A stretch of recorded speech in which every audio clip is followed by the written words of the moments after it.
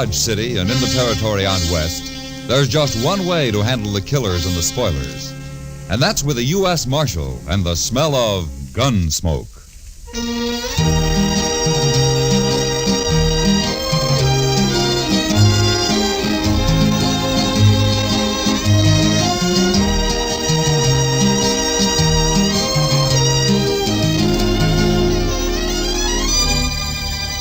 Gunsmoke, starring William Conrad. The story of the violence that moved west with young America. The story of a man who moved with it. Matt Dillon, United States Marshal.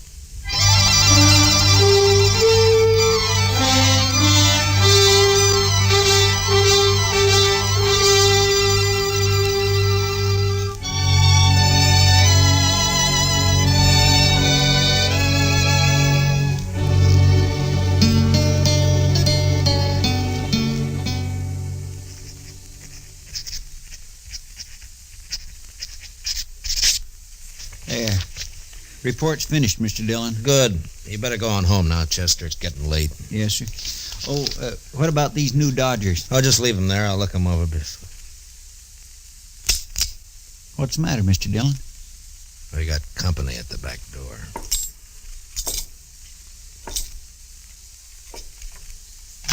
Yeah. All right, come in, mister. In, I said. Get your paws off of me. What? A girl? Sure, I'm a girl. What do you think I am?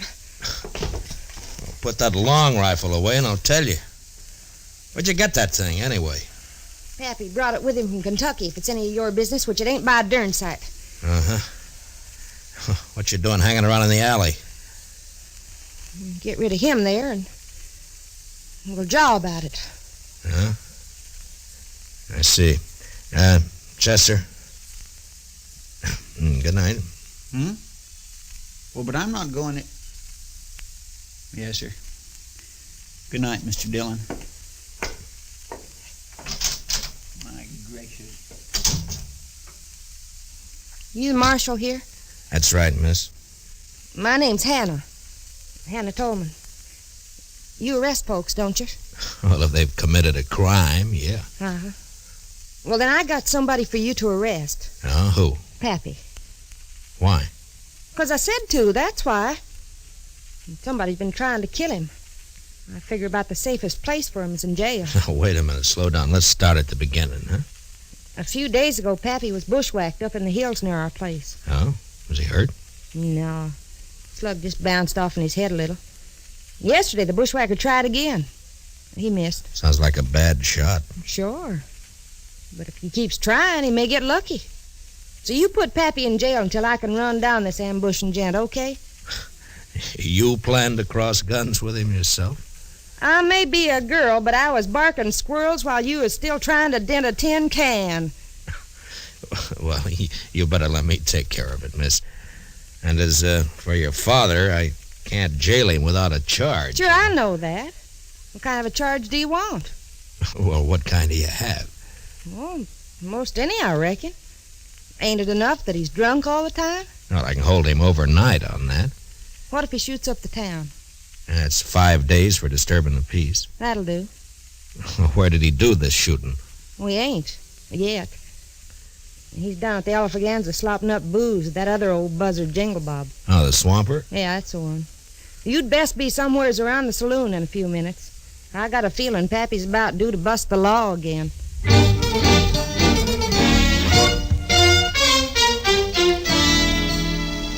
Her story didn't make much sense, but there was something about the mountain girl's gleaming black eyes and the set of her pretty but stubborn face that made me go to the Alafraganza. At the bar, I ordered a glass of rye and watched two bewhiskered old-timers trying to outlie each other over a rapidly emptying bottle. Yes, Jingle Bob. You just wait and see. Jed Tolman's gonna have the biggest darn horse ranch in Kansas come spring. Sure you are, absolutely. And me, why, I reckon I'll just buy up this here saloon. Oh, you're lying. Well, sure I am. Ain't you? What's my money we're spending, ain't it? How many times I gotta tell you I'm getting rich? Pappy, are you drunk? If I ain't, I've been wasting a sight of time. Now leave me alone, daughter. Go home where you belong. I'm going. Only come over to tell you, a man bet me $10 you couldn't shoot out that lamp on the first shot. What's that? Oh, give me that rifle. All right, hold on. That's enough of that. Stay back, son. What? Now, go collect your $10, daughter. Yeah, Pappy.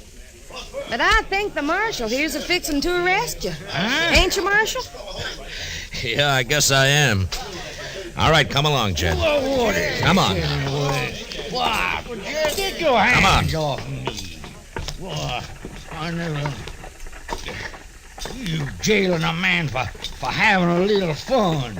Why, you'd never get away with this back in Kentucky. Jed, you're in trouble, aren't you? Who's trying to kill you? No, I reckon that's my business. Now, that's the law's business. I'll take care of myself, Marshal. Uh-huh. Back in the saloon there, you mentioned having money and getting more. So? From what I've heard, you and your daughter run a 2-bit horse ranch up in the hills. That hardly figures to make you rich. So? Ah, you thick-headed old... Look, all I'm doing is trying to save your skin if it's in danger. Now, why don't you help me instead of being... Reckon I don't wanna. Well, that's plain enough.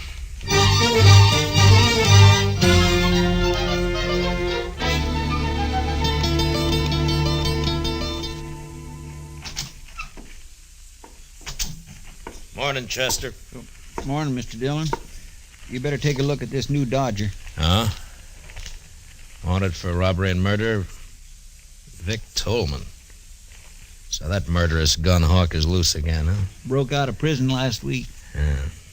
If he's kin to Jed Tolman, he'll likely be heading this way. Yeah, likely. I'll give you a hunch, Chester. I think he's here already. You do? You know where he is? No, not exactly. But I expect Hannah Tolman may have an idea. And that's where I'm heading.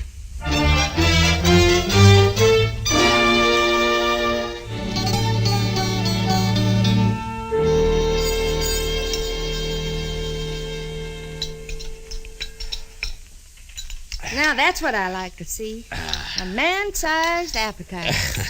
This wonderful corn pone. And I'm a good cook. Been cooking for Pappy ever since Ma died 10 years ago. Huh? You take pretty good care of him. Somebody has to. Pappy's kind of shiftless. I reckon he'd starve if I didn't feed him. Only things he cares about are wild horses and booze. In a pinch, he'd give up horses. You know, you're quite a woman, Hannah. You're pretty, brave, and with more courage than most men I know. Too quick, Marshal. What? You're sweetening me up for some reason. Not that I mind, you understand. I'm partial to a strapping fella like you. And Pappy's always after me to get hitched up. Says it ain't fitting for me to be 22 without a man. Oh, you're still young. Not the mountain folk. I'm an old maid. And I'm agreeable for some sweet talk. Only I don't trust yours. What are you after, Marshal? All right, Hannah. I only want the truth. About what? Where's your father getting this money he's spending? I wish I knew. Who shot at him? I don't know, but I'm aiming to find out. Where's Vic? Where's he hiding, Hannah? Who? Vic Tolman, your brother. Or maybe he's your cousin. Brother. Where? I don't know. Hannah, be sensible. Vic's a murderer. Vic's my kin. We Tolmans don't turn on each other. If you shelter him, you're guilty of... Marshal, I reckon you just wore out your welcome.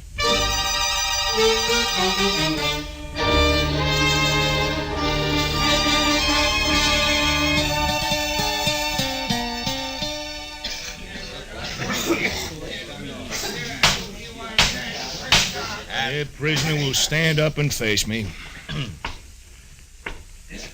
Jed Tolman, you've been found guilty of disturbing the peace. Sentence of this court is 5 days in jail or $100. 100? Well, Judge, ain't that a mite steep just for... $100 or 5 days. I ain't got that much on me. But I can get it if you let me go. Just a minute. Order in the court. Now, what's the meaning of this interruption? I want to pay this man's fine, Your Honor. That's your privilege, sir. $100. Pay the clerk. Yes, sir. Dick Curry. Somebody's been turning over rocks. Well, I don't know him, but he's sure a friend. Looks like I ain't going with you, Marshal. Yeah, looks like. But in your boots, I wouldn't be happy. Curry's one of the worst killers yet unhung. Oh, no matter. Is that a way to talk about me? I'm clear with the law. Come on, Mr. Tolman. Go ahead, Jed. And, say hello to Vic for me. Vic? No. Mr. Curry. Is that true? What's the difference who put up the 100? Come on. No, not if it's Vic.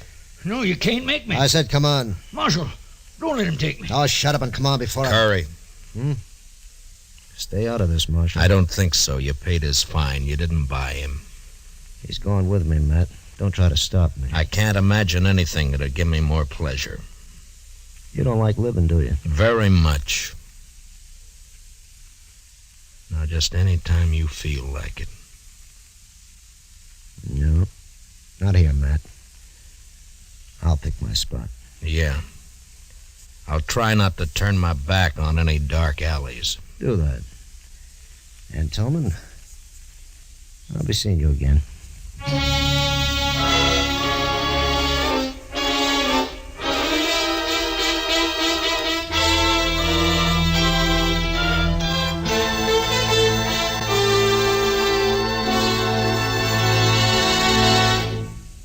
We'll return for the second act of Gunsmoke in just a moment. But first, strength against aggression calls for guns, tanks, planes, and explosives in tremendous quantity. It calls for other things, too. Moral strength, based on equality of opportunity for all, and economic strength, which today can be based only on continued high output of civilian goods. America must produce, as she never has before, war material, civilian goods, and democracy. Only an all-out effort in all three directions will give us security against aggression. Now the second act of Gunsmoke.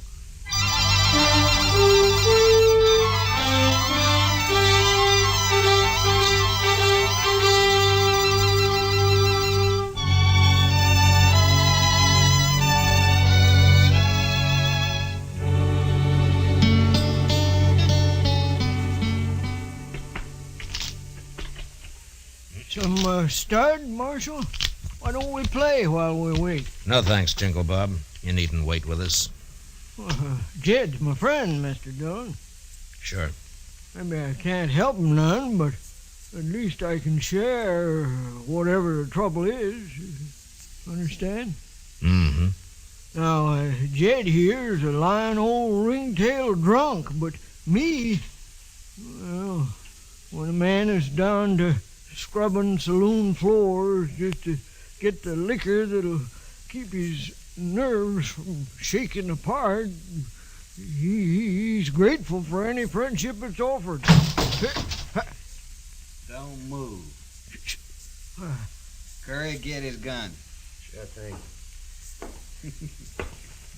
You recognize me, Marshal? Yeah, that's how that... Yeah. Vic Tolman. There are Dodgers out on you. You're a cool one, Dillon. Too bad we're on opposite sides of the fence. Yeah, it's too bad. Real pity. You know, I'm going to enjoy this job. What job? Well, don't you know? Vic's taking his paw away from you.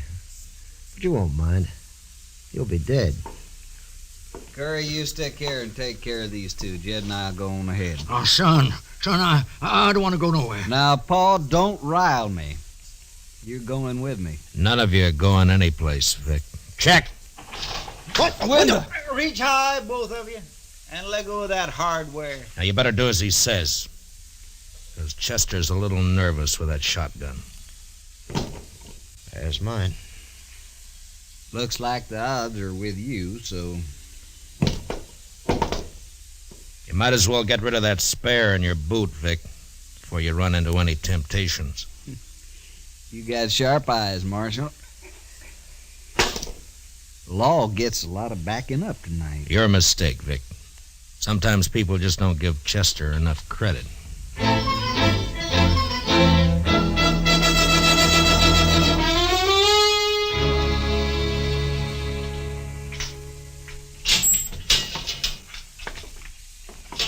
Chow time. Beefsteak, fried potatoes, stewed corn. Marshal, I must say you run a nice jail, don't he, Curry? Don't mind Curry. He's a little depressed about last night. You still run a nice jail. Something on your mind, Marshal? Mm-hmm. Yeah, a couple of things. Such as? Oh, such as your father spending money he hasn't earned, claiming to know where he can get more. Pa's sure a terrible liar. Mm-hmm. Such as him getting shot at twice and refusing to talk about it. Or help me investigate. Pa's a little bashful, too. Yeah. Such as his being afraid of you. I guess Pa's getting old, little dottery. Yeah. Then, of course, there's you. Well, now you're on my favorite subject. Go on. Well, you're a killer and a thief, but you're cool and smart. Smart enough to educate yourself. I had lots of time to read in the pen. Lots of time. You're gonna have more, but not much more. But you're gonna hang for those guards that you killed. Maybe. Curry, ain't you gonna eat that? Mm-mm. Now, go on about me being smart. You're smart enough to know the most dangerous place for you to go after you escaped was here. Well, it looks like I ain't as smart as you think. It depends on what reason you had for risking coming here. Boy, that's sure good coffee. First jail I was ever in where the coffee was fit to drink. Oh, thank you. Okay, Marshal. Now, just what was my reason? Reason was money. Money? Cash. It's the only thing that'd give you a chance to get out of the country. You're in for robbery as well as murder. How much of the loot was recovered? You know how it is, Marshal. Easy come, easy go. I spent it as fast, well, nearly as fast as I got it. So nothing was recovered, huh? No, it was all gone. It was all hidden, you mean? Hidden until Jed found it. Paul? Sure. That's his source of money. It's also why he was afraid to go with you. Like I said, too bad we're on opposite sides. You got brains and you use them. You want to fill in the details for me? I'll tell you this. You're right about my cash and money. I'd had it and be on my way to Mexico by now if Paul hadn't switched hiding places on me. You know, it hurts. Paul's turning against me. Yeah. The Tolmans always stick together. Except when money's involved. How about you, Marshal? Money by you, sky's the limit. I'm sorry. Well, I figured not. Well, been a nice chat. Want to take this straight? Hurry, give me a hand. All right, back up, Curry. That's it. And tell Vic when he wakes up to take it easy. Or he won't live to be hung.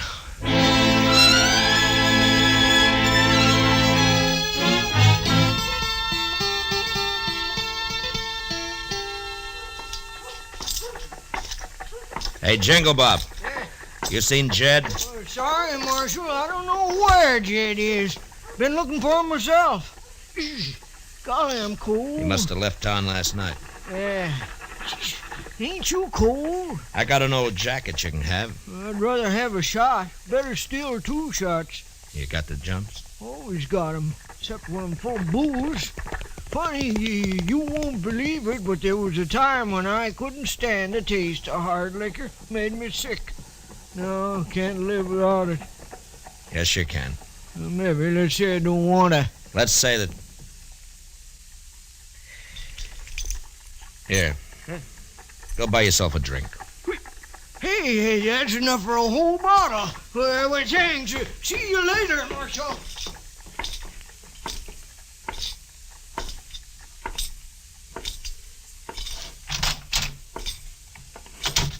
Supper time, Chester. Chester. Chester, you all right? The prisoners? Gone. Hannah Tolman slipped him a gun. They made me open up the cell, and then Vic slugged me. Well, I know where they'll go. Please, Mr. Dillon, take me along. It was my fault they escaped. All right, Chester. Ask Doc to put a quick patch on that head, and we'll go after him together.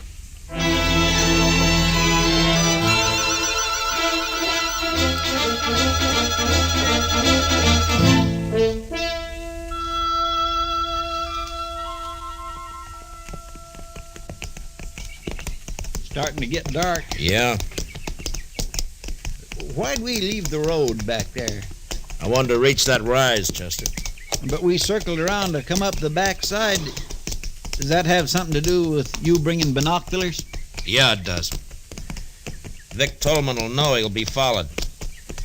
I want to see what kind of a surprise he has for us. All right, pull up. You wait here.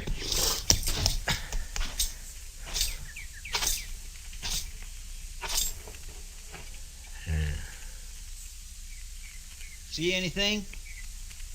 No. Not yet. Now, wait. I know now. Yeah, it's Curry, all right. He's holed up in some brush just beyond the turn in the road down there. Well, what do we do, Mr. Dillon? Take the horses and circle back the way we came. Start up the road, but don't make the turn. I understand. Now be sure. As long as you don't make the turn, you'll be safe. But, I do want you to make some noise.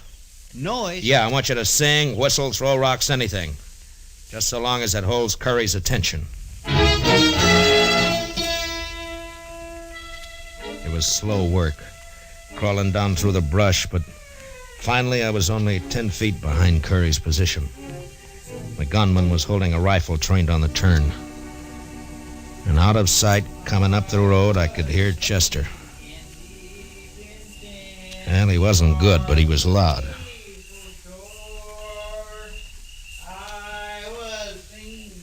Come on around that turn, blast you. All right, don't turn around, Curry. What? Now, you may have a point, but I like Chester, bad singing and all. Now lay the rifle aside and unbuckle your gun belt. Now, careful. Yeah, sure. Only don't shoot. Okay. Chester! Chester! I didn't mean no harm. I was only going to scare him. Yeah. Now, where's Vic? At the Tolman house. Waiting for Jed to show up. Uh-huh. All right, put your hands behind your back. I'm going to tie you up and leave you here. What? Leave me here? Yeah, we'll pick you up on the way back to town. It was dark when Chester and I were moving through the trees up to the Tolman shack. There was a light in the front, and through a window we could see the figure of Hannah Tolman moving around. Just a girl. Yeah, Vic's there. He just stand out of sight so Jed won't be scared off. Uh-oh.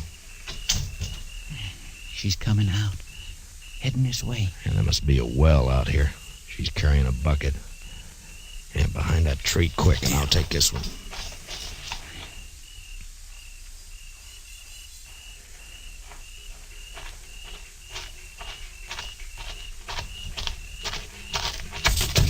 What do you think you're... All right, now quiet down. We're not going to hurt you. Stop fighting. Chester, grab her legs quick. Yes, sir. I was saving these handcuffs for Vic, but I guess they'll do for you. There. Now, do you promise to be quiet, or do we gag you? All right, have it your way. Chester, give me your bandana. Yes, sir. Here. There, that should do it. All right, stay with her, Chester. I'm going for Vic. That was halfway to the shack when inside Vic Tolman became suspicious. Suddenly the lights went out, and the door opened, and a shadowy figure slipped out to stand, listening. Hannah? Hannah, answer me. Drop him, Vic. Who is that? I can't see. Matt Dillon. Throw down those guns. You're under arrest. Not this time.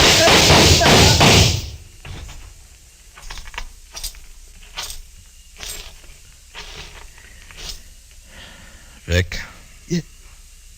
You were right, Marshal. I ain't gonna live to hang. Vic. Mr. Dillon, over here. Hey, what is it, Chester? Who's that, Jed? Yes, sir. I caught him sneaking towards the house. He was carrying this bag. Here, let me see. That's the money. I was taking it to Vic.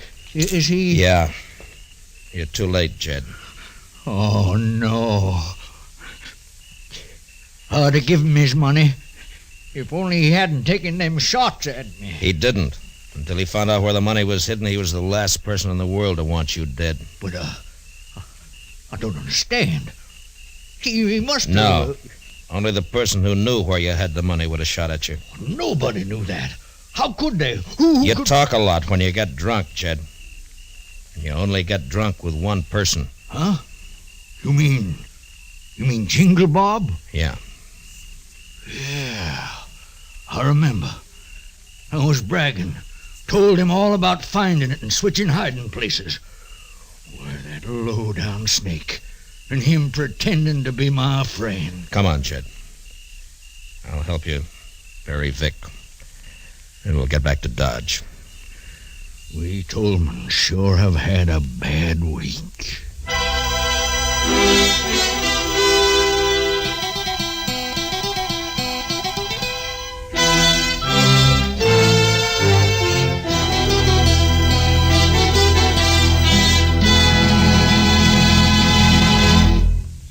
Gunsmoke, under the direction of Norman Macdonnell, stars William Conrad as Matt Dillon, U.S. Marshal. Tonight's story was specially written for Gunsmoke by Herb Purdom, with music composed and conducted by Rex Corey. Featured in tonight's cast were Virginia Gregg, Joseph Kearns, and Junius Matthews, with Harry Bartell, Lou Krugman, and Peter Leeds. Parley Bear is Chester. Join us again next week as Matt Dillon, U.S. Marshal, fights to bring law and order out of the wild violence of the West in Gunsmoke.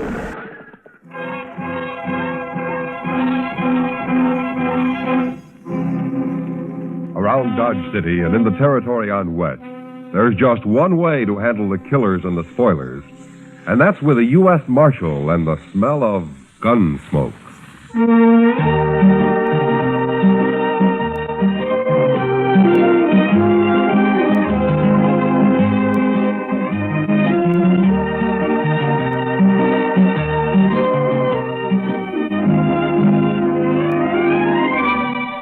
Gunsmoke, starring William Conrad. The story of the violence that moved west with young America. The story of a man who moved with it. Matt Dillon, United States Marshal.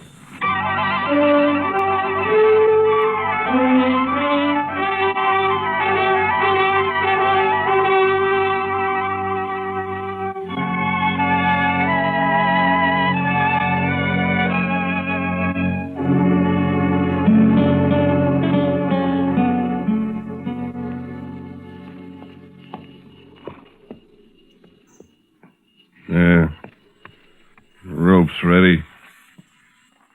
One of you men lead that horse over here. Okay. Easy now. Easy. All right. Let me get this noose around your dirty neck and you'll be swinging in no time. There. Not too tight, is it? I wouldn't want you to be uncomfortable. That's enough of that, Cam. What? Who said that? I did. I said it. Rice Stewart. What's the matter, you turning yellow? Get this over with, Cam. Why devil him? Because that's what he is, that's why. Shut up. I'll take care of you in a minute. Rice, you got anything against my hanging this murderer? Just don't devil him, that's all. Get it over with. I'll do it my way. It's my brother he shot, isn't it? And in the back, too.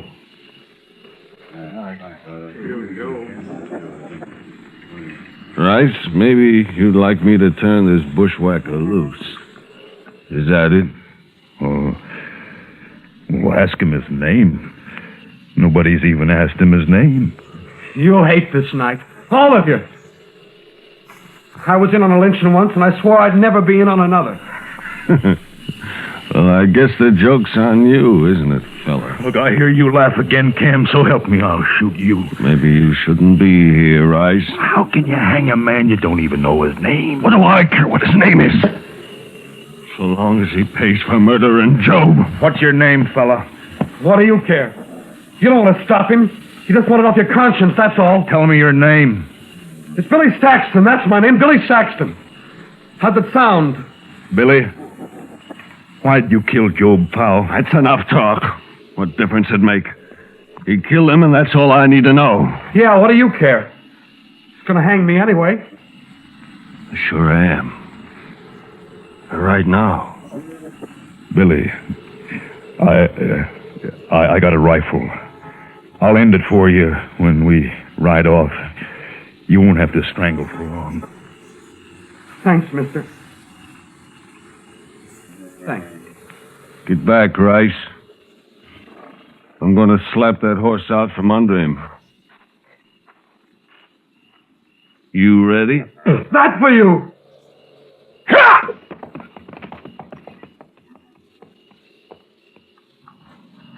Let's go, men.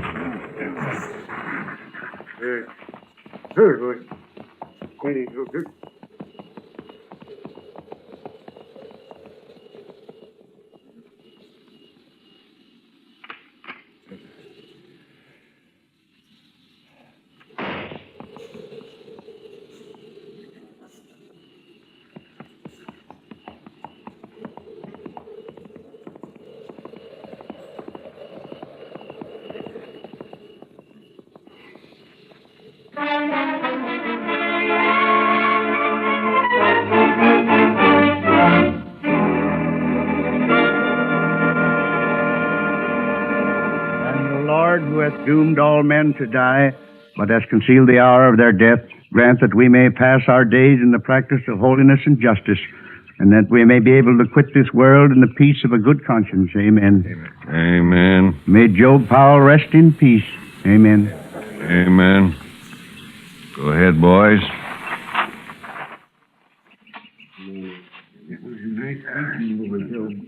Thank you. Good morning, Cam. I'm sorry to hear about Job.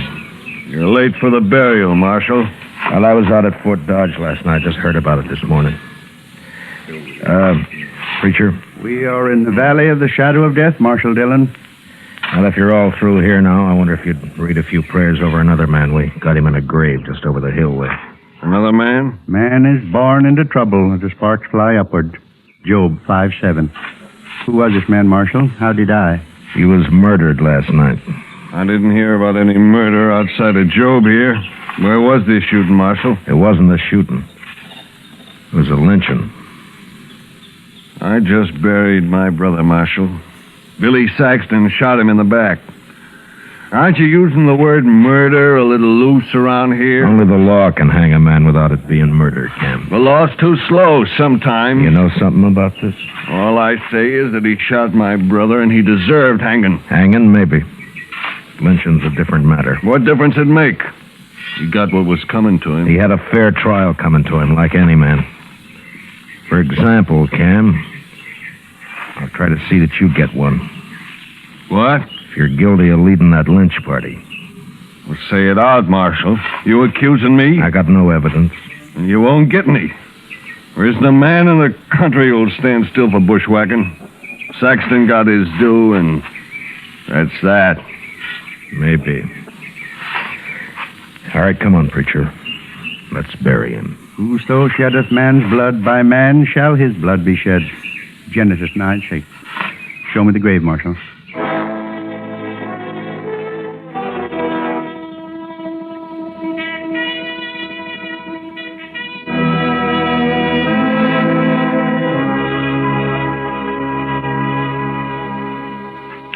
Why don't you just arrest Cam Powell, Mr. Dillon? Yeah, he won't admit anything, Chester, and I can't find a witness. Must be somebody who'll talk.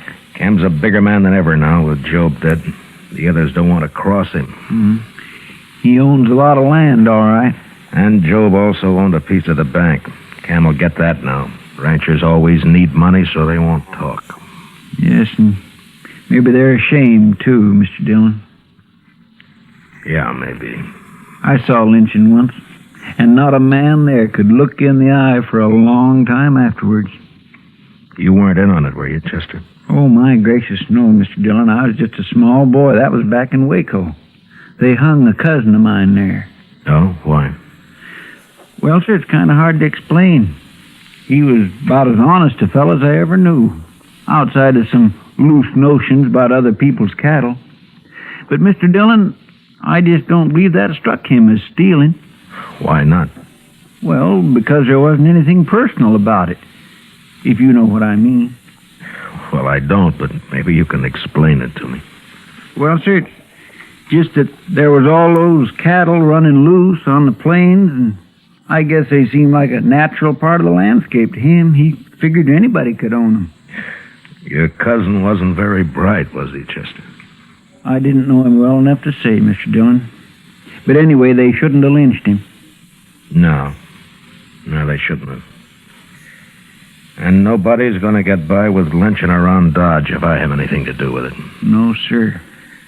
I heard Billy Saxton was at the Texas Trail last night. Maybe I can start there. He sure must have hated Job to kill him like that, Mr. Dillon. Yeah. I'll be back later, Chester. Yes, sir, Mr. Dillon.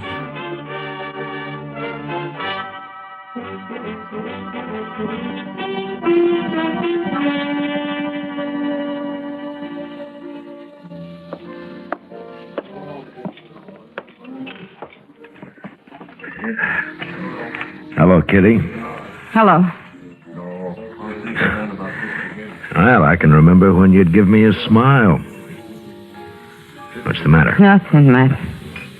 Someone been bothering you? You might put it that way.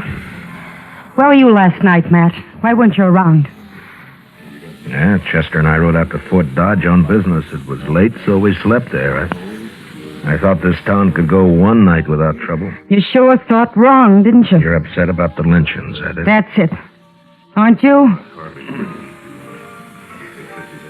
I heard Billy Saxton spent some time in here yesterday. I hate men. I think they're awful, savage beasts. It'd be worse if it weren't for the law, Kitty. Now tell me about Saxton. He could tell you himself, Matt, if you hadn't picked last night to wander out of town. Now, Kitty, this isn't like you.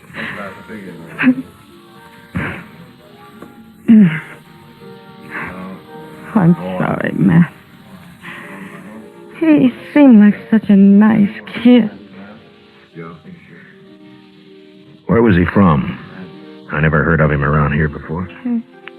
The Dakotas, somewhere. He was just a cowpuncher, looking for a job. No more a gunman than I am. No, you can't be sure, Kitty. He say he'd ever been in Texas? The Powells came from Texas, didn't they? Amarillo. Well, they never mentioned Texas one way or the other. What'd he talk about? Horses, mostly. How he'd like to have a little spread of his own someday. And a woman. I see. And he talked nice about it. He wasn't like these hard cases around here. Anything else?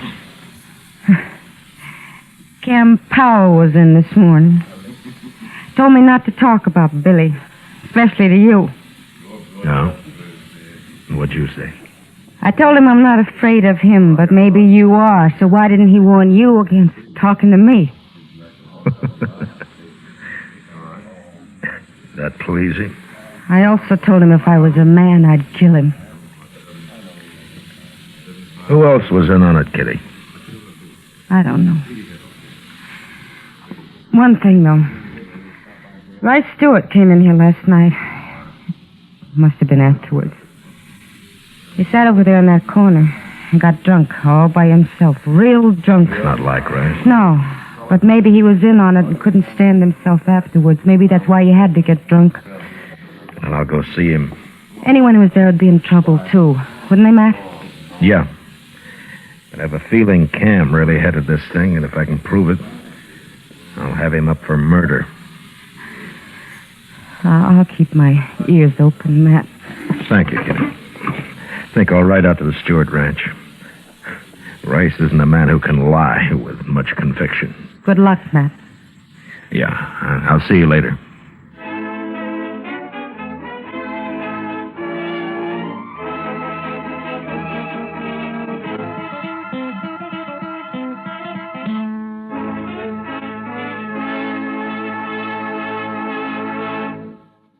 We'll return for the second act of Gunsmoke in just a moment. But first, do you know how old the school building in your community is?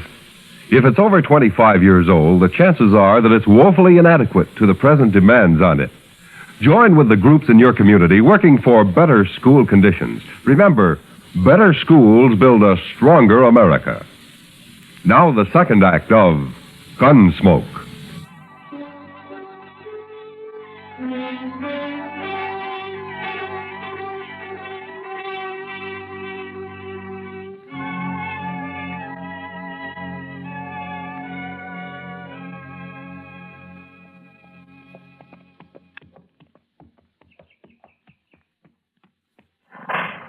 Hello? Anybody around? Get down, Marshal. I'm coming out of the sun. Well, thank you, Miss Stewart. Got a pot of coffee on the stove, Marshal. Oh, thank you, ma'am, but I'd like to find Rice first. Anything wrong, Marshal? No, I'd just like to talk to him. Rice come home real late last night, and he was awful drunk. First time in years. If you'll forgive me, Miss Stewart, I'd better find him. All right. Guess I'd rather Rice told me about it himself. Must be something up. Cam Powell was by earlier. Hasn't been around in months. Where'd you say Rice was, ma'am? Hasn't strayed far from the house today. Keeps coming in for coffee. Think he's drunk a gallon already. Well, I'll be back for some myself in a little while. Sure, Marshal. Sure.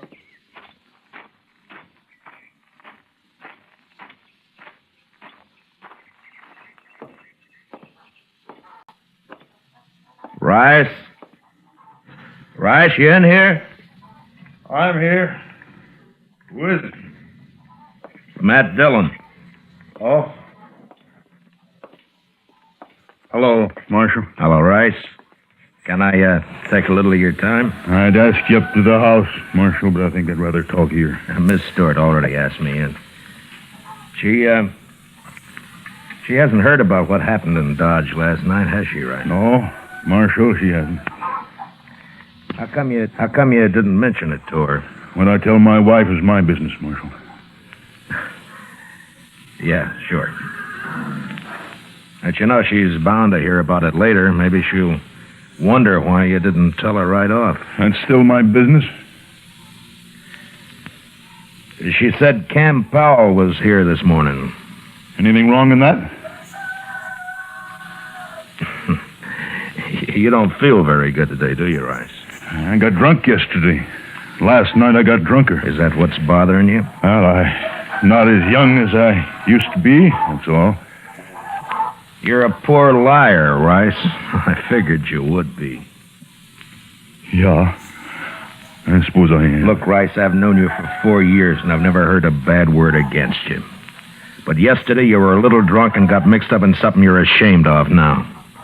Cam Powell's threatened you if you talk about it. Isn't that right? That's right, Marshal. Well, have you decided what you're going to do about it? I don't know, Marshal. I just don't know. Well, then maybe I'm wrong about you. Maybe you know better than Cam and the rest of them. Look, it's done with now, Marshal. Why can't we just forget about it? We just can't forget a lynching, Rice. That'd make it too easy for the next one to happen. I'll kill the man that starts another one. And why are you going to let Cam get by with this one? Well, by heaven, I'm not. I should have stopped it then. I don't know what was wrong with me, but I'll face up to it now. What do you want to know, Marshal? Where were you when Job got shot? At the Longhorn. About 6 of us were having supper. Job went down the street for some cigars, and then we heard a shot out back, and we run through the kitchen and found the cook outside holding Billy Saxton. Mm-hmm. He'd shot Job when he passed the street end of the alley. The cook see it? Well, she said he did. Then what happened? And Cam, he went crazy when he found Job was dead. I don't know, Marshal, but before I knew it, we'd slipped out of town with that boy. Cam hung him on that little tree about a half mile down the road. Yeah, I know. I cut him down. And that cook, that Hank something or other, I remember he grabbed Saxon's gun when we run out back. I can't get it off my mind. Nobody ever even looked at the boy's gun to see if it had been fired. Cam just hung him on the cook's word for it. Mm-hmm. All right, Rice. Thank you. Will you be a witness if I need you? I'll see you through now, Marshal. All the way. Oh. I feel better already. All right. Let's go get some of your wife's coffee, Rice. Yeah. Then I gotta get back to Dodge. It's good coffee, Marshal.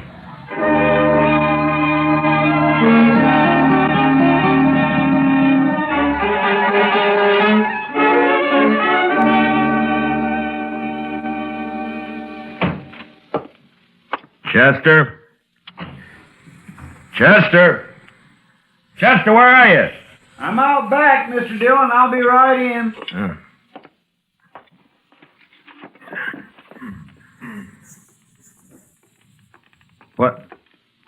What's that you've got all over you?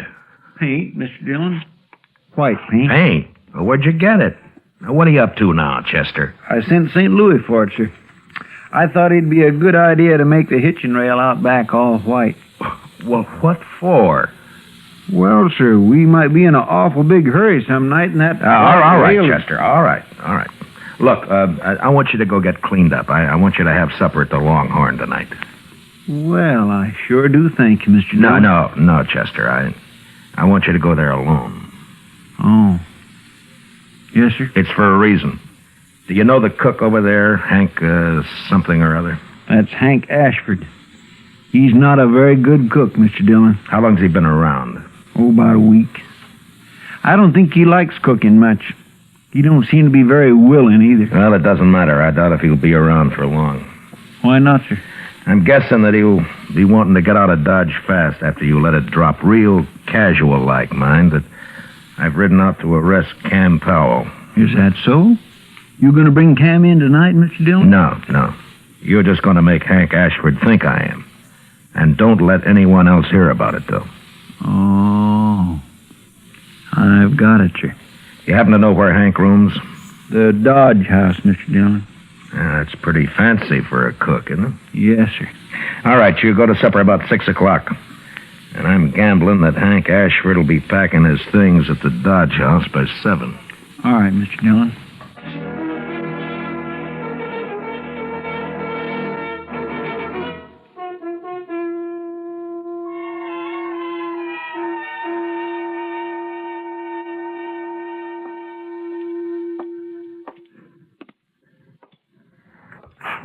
Oh, evening, Marshal. Evening, John. Hope you're not looking for a room. We're all filled up. Texans, mostly. Well, that's fine. What room's Hank Ashford got? 310, Marshal. Top of the stairs, straight down the hall. Uh-huh. Hey, you been up to anything? Looked to be in a mite of a hurry when he come in. He's here now? Went upstairs just a couple minutes ago. Yeah. Something up, Marshal?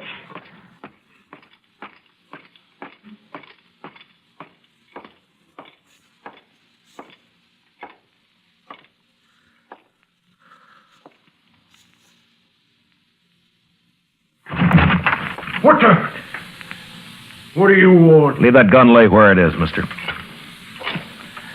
Here, I'll just put it in my belt. Less likely to get you in trouble that way. You're the marshal, ain't you? You leaving town, Hank? Yeah, I am. Why? I'm tired of cooking, that's why.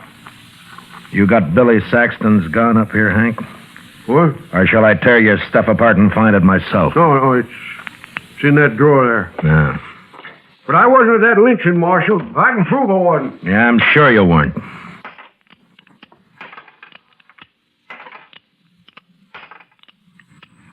Yeah, all the shelves are here. And the barrel's clean. I thought this gun killed Job Powell. It did. I cleaned it, that's all. Well, you're pretty neat, Hank, for a hash house cook. Yeah, catch this. Now what? And you handle that gun pretty well, too, for a cook. Look at the way you're holding it now. I don't want that gun. What are you trying to prove, Marshal? You're a gunfighter, not a cook, Hank. All right, Marshal, I used to handle a gun, but I'm looking for the peaceful life now. Any law against a man changing? No, but you're under arrest anyway. What for? I'll think of something. Let's go.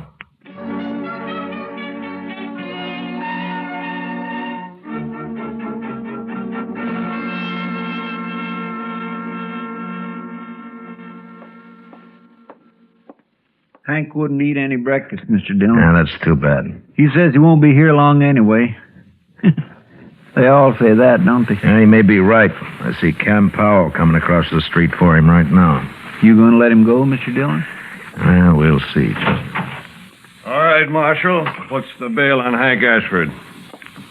There's no bail at all, Cam.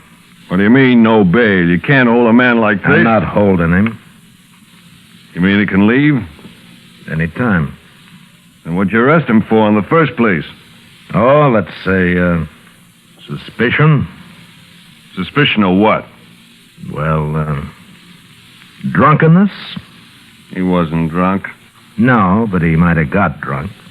You're pretty high-handed with that badge, aren't you, Dillon? You tell me, Cam. You ought to know about being high-handed. We're wasting time. Turn him loose. I want to get out of here. Chester. I'll get him, Mr. Dillon. Hank's a right handy man to have around, huh, Cam? What does that mean? Well, he can cook, probably turn his hand to most anything. Sort of a jack of all trades, isn't he? I wouldn't know, Marshal. Well, thanks for bailing me out, Cam. I didn't have to bail you out. You're free. Is that right, Marshal? That's right, Hank. So go on, enjoy yourself. I sure will. And I'll start by having a drink. Come on, Cam, let's see if the Alfraganza's open. Mr. Dillon? Yeah. You think Hank shot Job Powell, don't you? Well, that'd be my guess, Chester. Then why'd you let him go? No evidence. They lynched the only witness. But I've made him a little nervous now. He'll get real jumpy with the help of some liquor. Well, what good'll that do, sir? They just might hang themselves, Chester. Yes, sir. With a prod or two from me.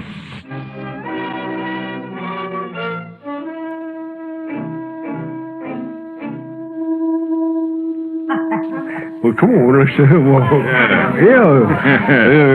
Are you still here, gentlemen? May I buy you a drink? What are you doing here, Marshal? Why do you want to buy us a drink? Bartender. Give me that bottle there, will you? Cam, I don't like this. Let's get out of here. Wait a minute, Hank. I'm too big a man in Dodge to get pushed around by any marshal. I just want you to have one drink before you leave, gentlemen. Well, just one. It's for you, Cam. And for you... Thanks. Well, gentlemen, here's to may he rest in peace, Billy Saxton. You looking for trouble, Marshal? You're the one who's got trouble, Hank. What do you mean? You turned me loose yourself. Yeah, I know. But what about Cam here? What? You think Cam's going to let you go after everything you've told me? What'd you tell him, Hank? Nothing. He's lying. I told him nothing. Then what are you talking about, Marshal? Just that I've got about all the evidence I need, Cam. Won't you ask Hank? He can tell you. Go on. Hank, if you cross me, I'll see you die for it. You believe him, do you? Well, go ahead. You didn't have the guts to shoot your brother up. yourself. Shut up. Who are you going to hire to shoot Shut me? up, blast you. Shut me up. Shut You're me drunk, up. man. Use your head. You got us in enough trouble already. I have. If you'd let me shoot that boy when he stumbled on me, would have been it. all right. Stop it. Stop you may it. be rich, Cam, but you sure ain't smart. I'm gonna kill you, Hank. Well, draw on me and I'll have 2 pals tomorrow. All right, hold it, both of you. We've heard enough. Well, there you are, Hank. Marshall's heard all he needs. You're done for now. Yeah? Well, I shot a marshal in Trinidad once. Don't see why I can't shoot one in Dodge. Don't try it, Hank. Why not, Marshal?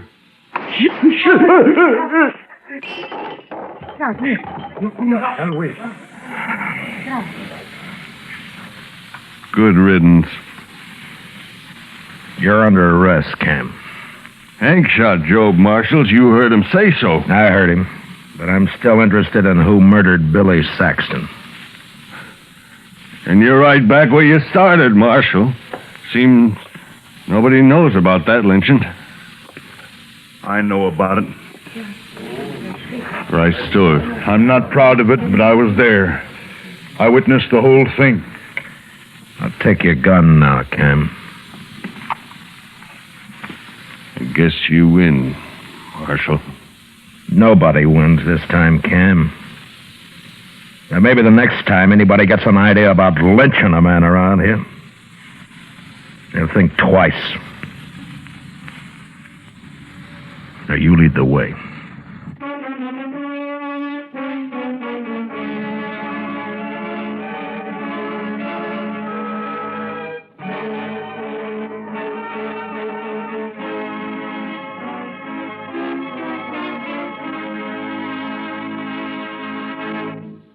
Gunsmoke, under the direction of Norman Macdonald, stars William Conrad as Matt Dillon, U.S. Marshal. Tonight's story was especially written for Gunsmoke by John Meston, with music composed and conducted by Rex Corey.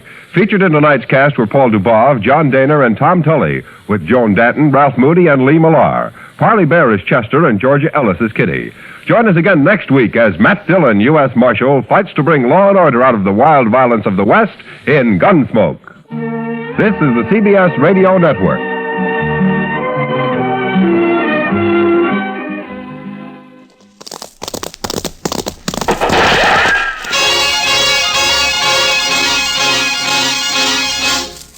Around Dodge City and in the territory on West, there's just one way to handle the killers and the spoilers, and that's with a U.S. Marshal and the smell of gun smoke.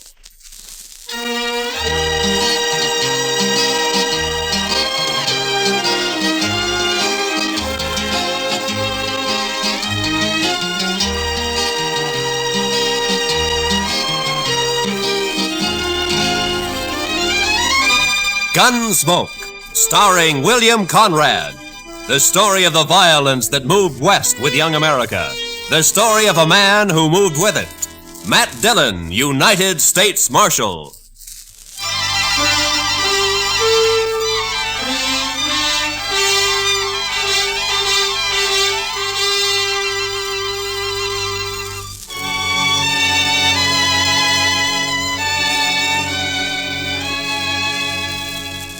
It was the dust. The heat was bad enough in Dodge City, but out on the plain, it was the dust. The sun was a burning red-brown chip in the sky, and the sweat on a man never had a chance to drop. It was blotted and dried with dust. Doc, Chester, and I had ridden to old man Gore's place 10 miles out. He'd had some trouble with one of the hands. Fellow had gone loco with liquor and had been shooting up the cattle. We found him, stripped naked nearby on his haunches, crying, drunk over a parched water hole. Doc had got him to bed and fixed him up some. And now we were heading back for Dodge. Darned horse. Seems he's just bound to stomp all the dust and canvas in my eyes. Maybe the marshal will buy you a camel, Chester. This keeps up, we'll all buy camels. I remember the time back in Waco when I was just Doc, a small... Chester, boy. you see something ahead on the side of the trail there? Yeah, maybe. It looks like some poor calf strayed off and dropped. I don't think so. It looks like a man. Come on. There.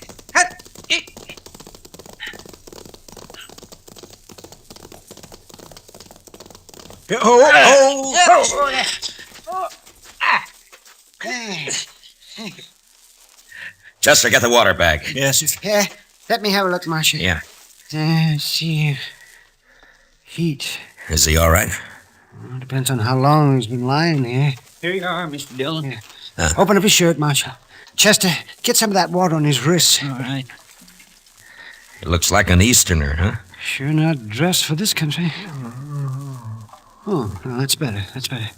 Try to get a few drops in him. All right, now. No, not too much, Chester. Not in his nose, Chester, his mouth. Well, my gracious, I'm sorry, Mr. Dillon, but he moved his head. It's not so easy to... Hey, look, he's awake. You're all right, mister. Just take it easy for a bit now. Oh, that this too solid flesh would melt, thaw, and resolve itself into a dew. What did he say? Oh, it's out of his head, Chester. For this relief, much thanks. Forget it. Chester, get around the other side and shade him from the sun. Yes. The sun. I begin to be a-weary of the sun. I don't blame you. What happened? My wagon shed a wheel, I fear, along the high road. I know not where I am. You're about 4 miles out of Dodge City. Kansas. Kansas. I would give all my fame for a pot of ale and safety. We better get him to town quick. He's in a bad way. He's delirium. You think you can make it on a horse? We'll take him into Dodge.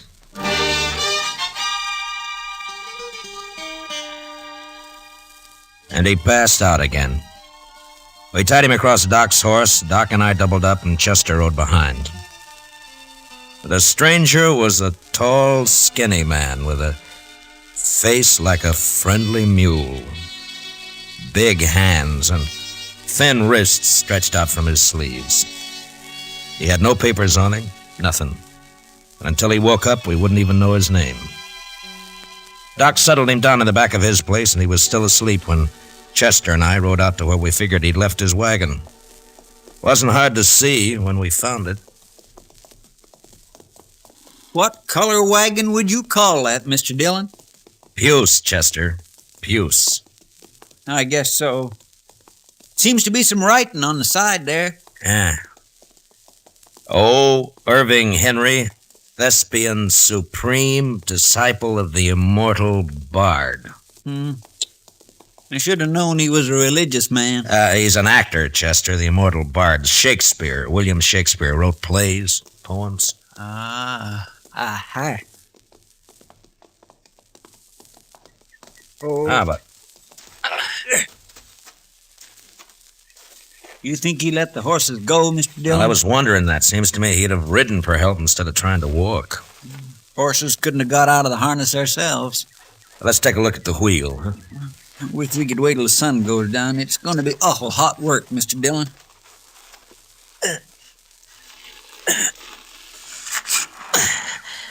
It's not too bad. The pin fell out.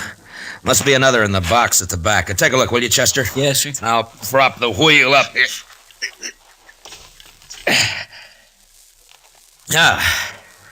Mr. Dillon?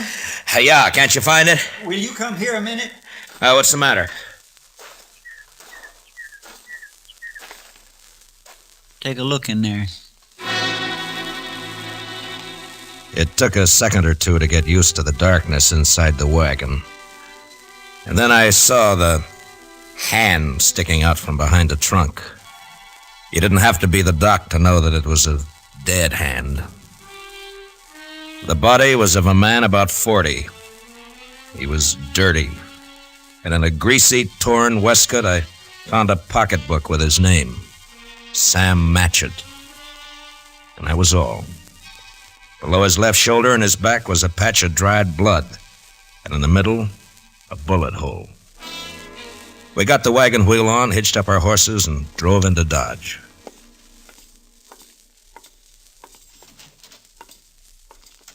Doc? Oh, that's you, Marshal. Yeah. Yeah, be right out. All right. Get that fella's wagon fixed up? Yeah, I brought it in. Is he awake? Oh, I haven't looked in the last half hour. I was making coffee. You want some? No, thanks. Oh, it's a funny thing about coffee. When it's hot weather like this, drink it scalded and it makes you feel cooler outside. Look, Doc, I got to see that fella. I want to ask him a couple of questions. Oh, that's so? I found a dead man in the back of his wagon. You don't say. You better take a look. Chester's bringing him in the side. Oh, sure. You want to go on back? Yeah, thanks, Doc.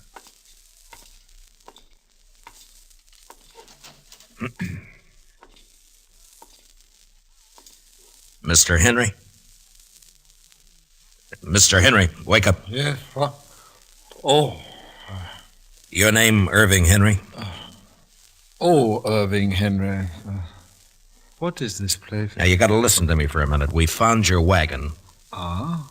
Did you let the horses go before you sat on your own? Of course. I could not let them remain to die. Well, how come you didn't take one to ride? I have a loathing of horses. I cannot bear one under my body. There is a carafe of water beside the bed. Would you be good enough, Mr. Dillon, Matt Dillon. I'm the marshal here in Dodge City. Here you are. My thanks. Now, what were you doing with a dead man in your wagon, Mr. Henry? A dead man? A dead man shot in the back, lying in your wagon. This is very midsummer madness. I won't argue about that, but I'll thank you to answer my question. But it is impossible. It isn't true. I say it is. You lie in your throat if you say that I'm any other than an honest man. Look, mister, I didn't say you weren't honest. You're an actor. You got a fine way of saying things, but murder's murder. I don't care how you say it. Now, I'm asking questions, and I want straight answers. Your pardon, sir. What you tell me, in truth, if it were played upon a stage, I would condemn it as an improbable fiction. I swear to you, I know nothing of a body.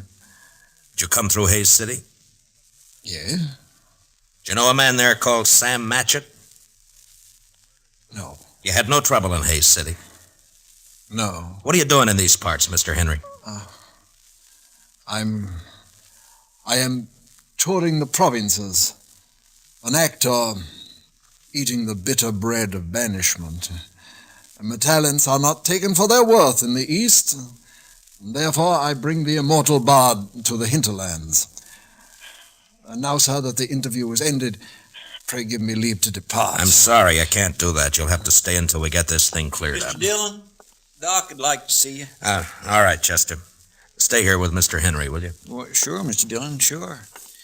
How you feeling by now, Mr. Henry? Would you like some more water? Its evil manners live in brass. Doc? Right here, Marshal. Yeah. Fill me cup, the father's boy. What was that? What'd you find? Well, there's one thing. This man didn't die right away. I mean, not right when he was shot. Is that so? No. More likely bled to death. Inside. Uh-huh. You think he might have been able to climb up in the wagon after he was shot? He might. There's another thing. Yeah? You see the way he's dressed? Now, you take a look at that. What? Help! Come on, Doc. Chester. What's the matter with him? Chester. He took my gun when I was pouring him some water, Mr. Dillon. He must have gone through the window, Marshal. I tried to get it back. It went off. Take care of Chester, Doc. I'm going after him.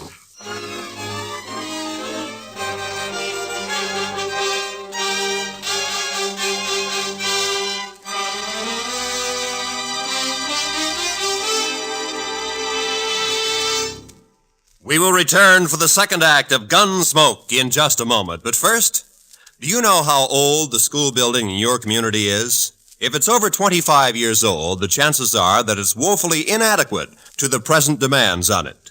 Certainly thousands of schools all over America are unable to meet the needs of a greatly increased enrollment. And all our school children will suffer unless all of us work actively to improve conditions. Join with the groups in your community working for better school conditions.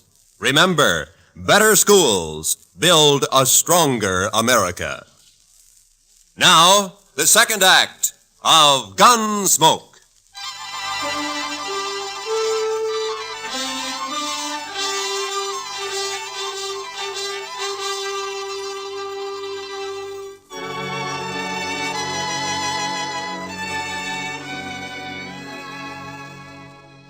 When I went out of there, I didn't know how badly Chester was hurt. There was a lot of blood on his head and over his face.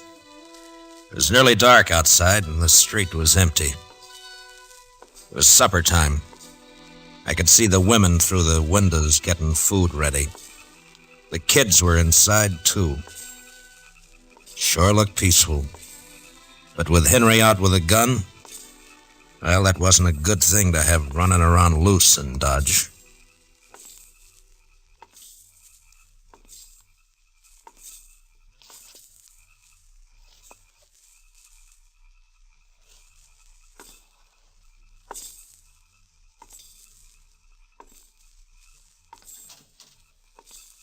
Evening, Mr. Dillon.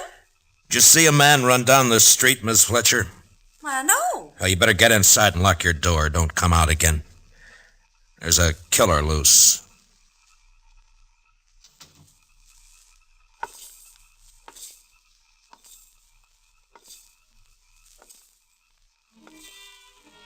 I walked the length of the street, listening, waiting. And when I got to the end, there was nothing. He hadn't taken a horse, I'd have heard that. And in a way, I was sorry, because if he'd tried to hide and dodge, there'd be no way to get out of shooting that wouldn't get women and kids hurt. A breeze came up and swirls of dust flew around, then settled as the air became still and hot again. I went back to Doc's place.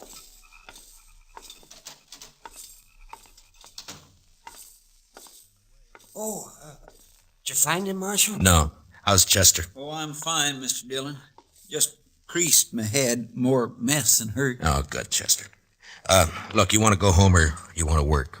I want to work. All right, go down to the office, get yourself another gun, and round up some men, many as you can. As long as Henry stays in town, we're in trouble. Now keep your eyes open. Meet me back here. Yes, sir, Mr. Dillon. Take my gun with you, and if you see him, watch out. All right, now get going. Yes, sir. Now, Doc, I'm going to have to make you a deputy, too. Well, maybe instead of digging out bullets, I'll be putting some in. It's not funny, Doc. Now, come on. All right, we'll start here. I'll take this side, you take the other. Get the men to go through their houses and tell them to look for their horses. Tell them what's happening. But 10 o'clock that night, as far as we could tell, Henry hadn't left town. There were plenty of places for him to hide, though. We had 50 men out searching. Chester and I were working along back of the express office. There were a couple of houses there we hadn't covered. You wouldn't think a man like that'd be a killer, now would you, Mr. Dillon? I never saw a man yet couldn't be, Chester. Depends on your reasons for killing, I guess. Now, let's take a look behind these boxes. Huh?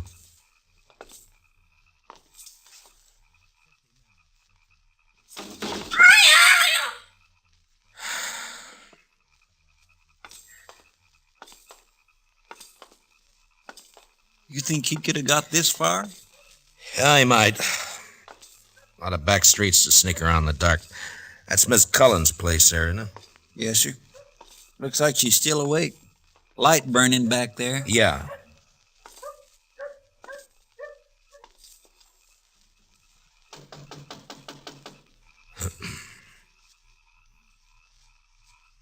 Seem a bit cooler to you tonight, Mr. Dillon? Yeah, a bit.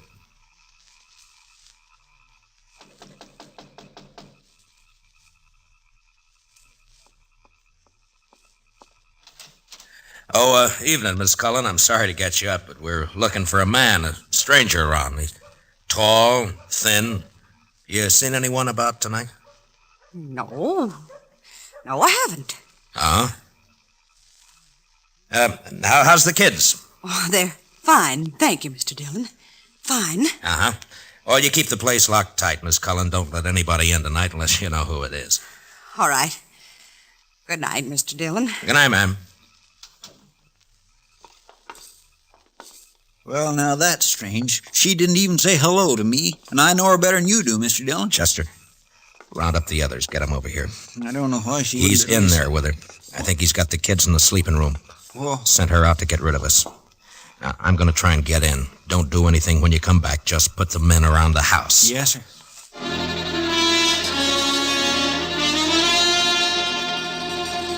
I'd seen Miss Cullen make a move with her head, and her eyes said the rest. When I told her to lock up, I shook my head, and I hoped she understood. I wanted that front door to stay open.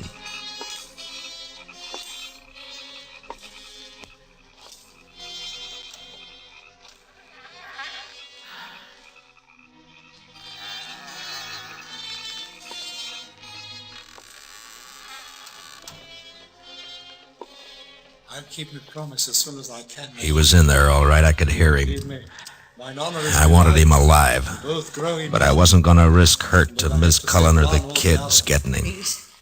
I did what you asked. Don't hurt the children, please. They will never know this night. And in the morning, when they're awake. What's that?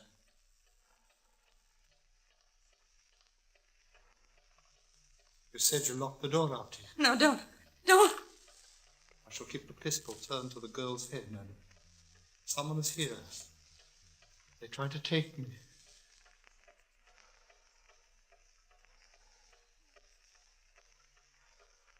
Who is it? Who?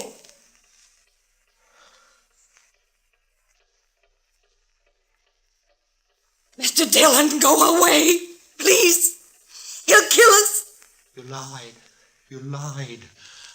Oh, tiger's heart wrapped in a woman's hide. Listen to me, Marshal Dillon. Throw your pistol in here, and then come in with your hands before you. I have no stomach for child killing, but I will not hesitate to do so.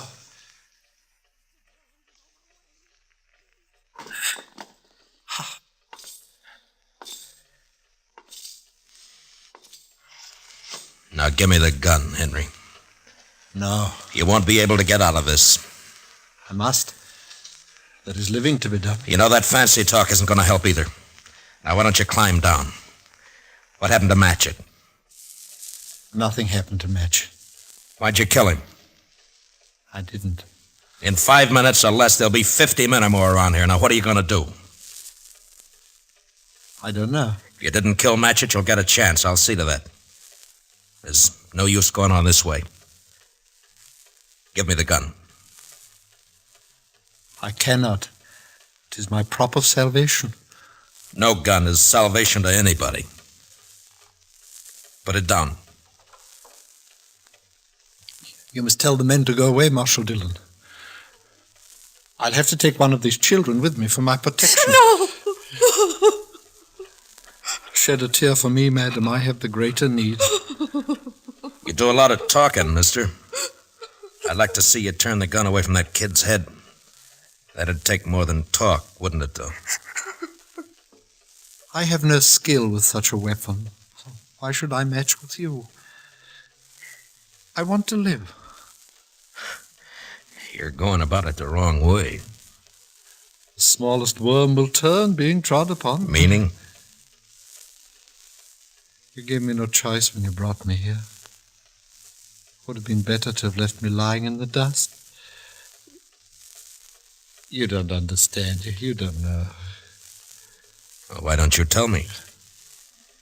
What good would it do? It depends. My life has been the theater. As a boy, I was a student of Shakespeare. You would look at me. Who would accept this face for Hamlet? This ill-shaped body for Romeo? His speech has become my speech, but the fools only look. They cannot listen for laughing. There have been ugly men before you. It hasn't been cause for murder. Why'd you kill Matchett? In New York, there was a man, a gross, stupid man who fancied himself an interpreter of the bard. He took me, as his apprentice, and together we set out for the tour. I would play only the voices.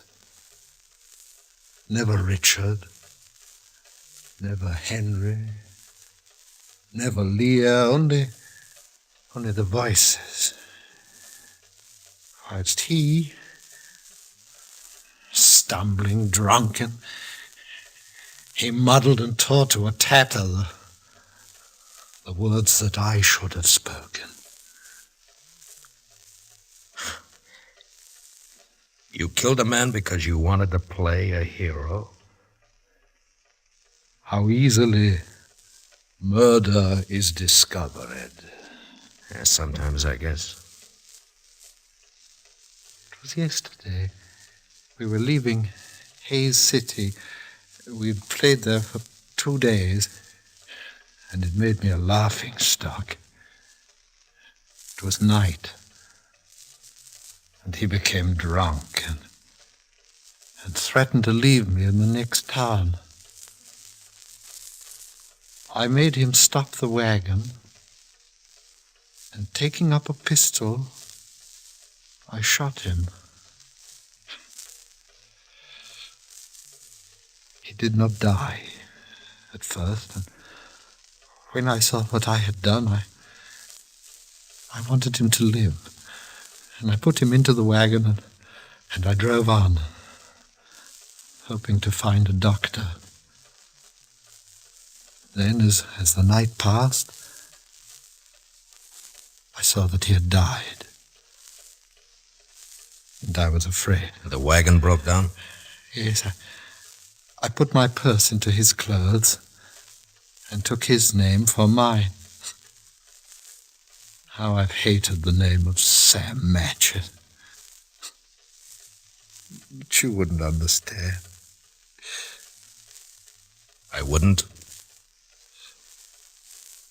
Well, what now? I want to live. I want my chance. You've done a murder. I can't let you go. You know that. Don't make it harder. I lost my husband 2 years ago. I know what it is to be alone. You've been alone, haven't you? I'm sorry. But you killed someone. We may pity, though not pardon thee, eh? I'm going now, Marshal. If you walk out of there with your gun, you're a dead man. Death's a great disguiser. I must have my chance. Don't do it, Matchett. There'll be killing. Madam, forgive me. I would not have harmed your children. Matchett, put down your gun. Let me go my way. Please. There are a lot of men waiting for you out there, Matchett. You know what'll happen if you open the door.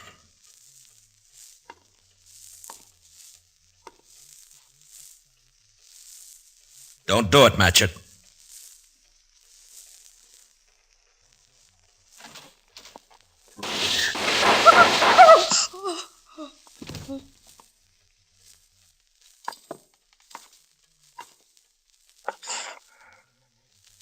Matchett. To sleep. Perchance to dream. Aye, there's the rub. For in that sleep of death, what dreams may come.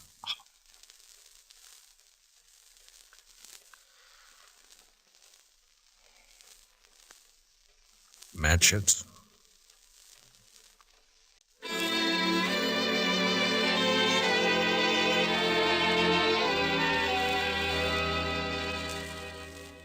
He knew he was going to die. The minute he opened that door, he knew it. And maybe he wanted to, because he fired first, a single shot. We buried him in back of the church, and I found some words in a book to put on his grave. He that dies pays all debts.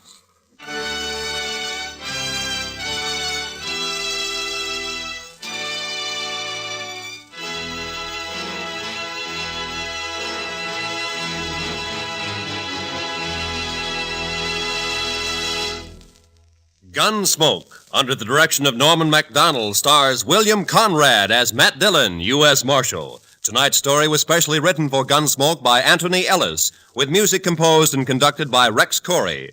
Hans Conried was featured as Henry, with Mary Lansing as Mrs. Cullen. Parley Bear as Chester, and Howard McNear as Doc. Join us again next week as Matt Dillon, U.S. Marshal, fights to bring law and order out of the wild violence of the West in Gunsmoke.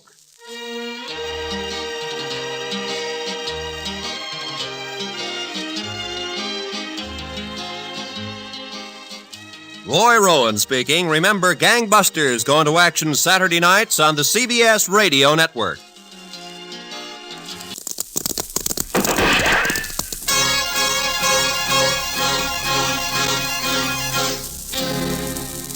Around Dodge City and in the territory on West, there's just one way to handle the killers and the spoilers, and that's with a U.S. Marshal and the smell of Gunsmoke.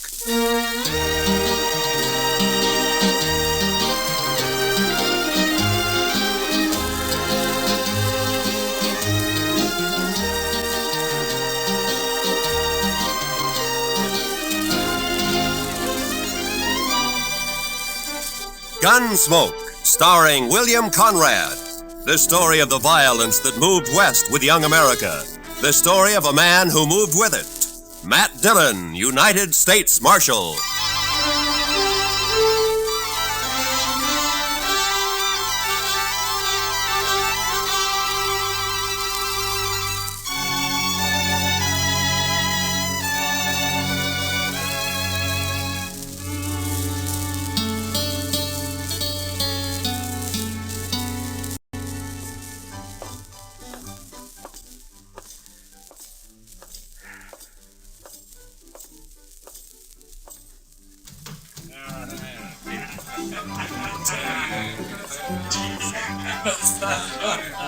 Welcome to the Cherokee Palace, Marshal.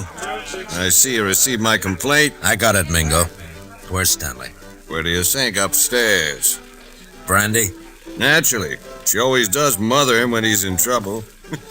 Be careful, Marshal. He might be dangerous.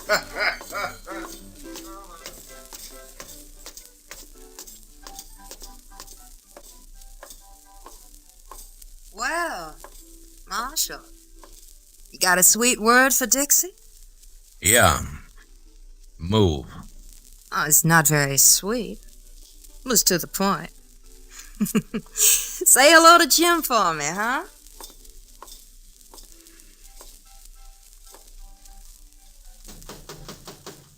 Go away. It's me, Brandy. Matt. Come in, Matt. Join me in a drink? Where is he, Brandy? In the next room. Cried himself to sleep. Save it, Brandy. I gotta take him. Oh, why, Matt? Jim Stanley never did a mean thing in his life. He's no bad man. He stole money from Mingo's roulette table and he threw a bottle at him when he was caught. Mingo's pressing charges. Stanley can clear himself in court. Ha! Against Mingo's witnesses? Do you bring Stanley out or do I go get him? Go get him. But I wouldn't be proud, Matt. Stick to running dance hall girls, Brandy. Let me run the law, huh?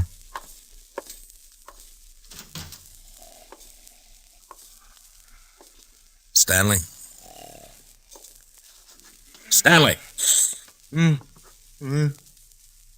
Oh, it's you, Marshal. I was sleeping. I want you to come with me, Jim.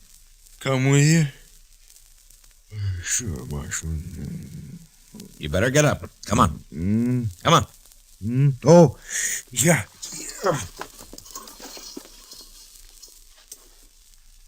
Oh, where are we going, Marshal?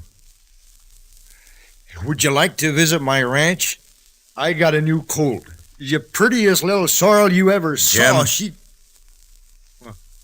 We're going to jail. Jail? Me, Marshal?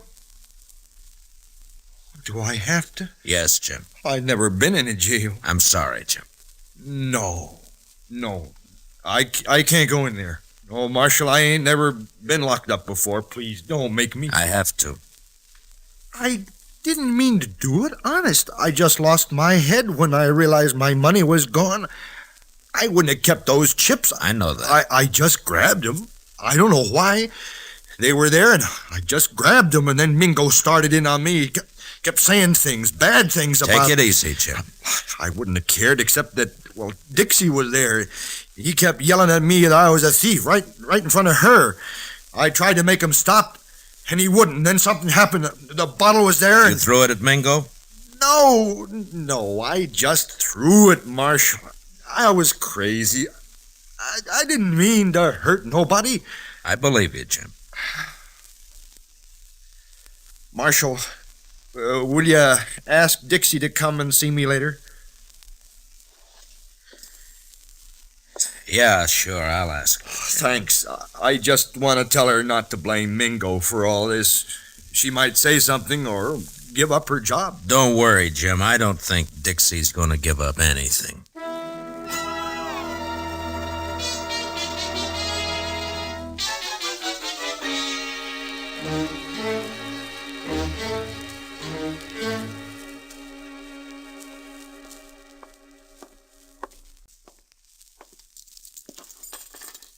He won't eat his dinner, Mr. Dillon. He just sits there staring. Yeah, poor devil. He won't really be convicted, will he? Well, I hope not, Chester. Mingo's the one who ought to be in jail.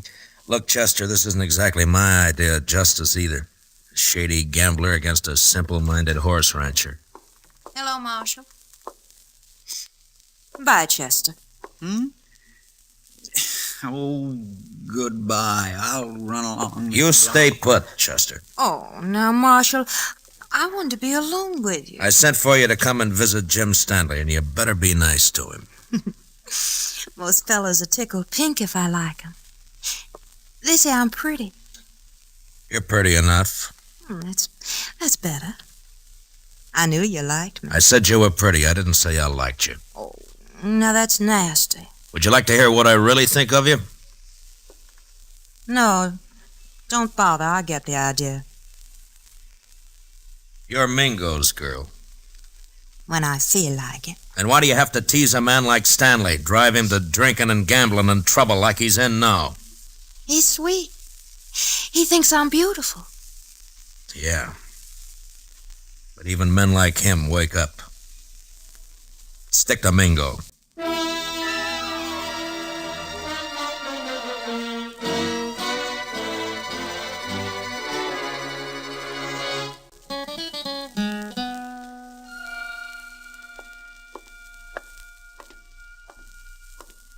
Hello, Marshal. Thought I'd drop in and see if your prisoner was all set for trial tomorrow. Mingo, I want you to withdraw those charges. And let that potential murderer go free? No. You got back the chips Stanley took from your table, and his assaulting a man like you is ridiculous. He doesn't even wear a gun. A bottle constitutes a deadly weapon. Look it up, Marshal. Why you doing this, Mingo? Why pick on a man like Stanley? Let's say I don't like him always slobbering over Dixie. She's private property. For that greedy little vixen, you'd send Stanley to prison knowing that it'll probably crack his mind completely? That's his problem.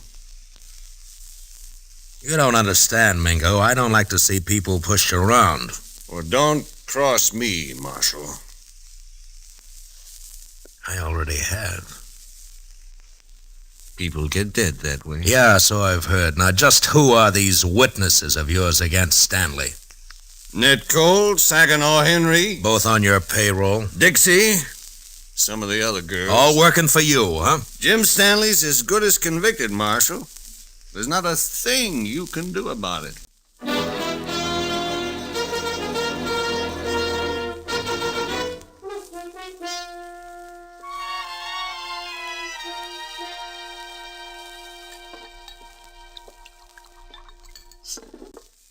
Here, Matt. Drink this. Thanks, Brandy.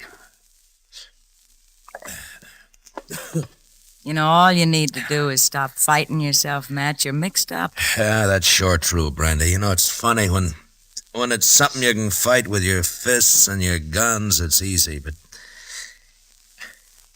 how do you fight a deal like this? You gotta clear Jim somehow. And with those witnesses against him, Jim can't win in court. Technically, he's a criminal. Oh, criminal, my foot. He admits the crimes. The judge will have to sentence him to at least a minimum jail term. We know there are witnesses who can prove he's innocent. Now, a smart man would find a way to make him talk. I've been thinking about it. Well, I'll tell Jim you were asking after him. I think he'd like that. He's Dixie's. I had me a man once, Matt. I traded him for a bottle of brandy. I paid a stiff price for my name.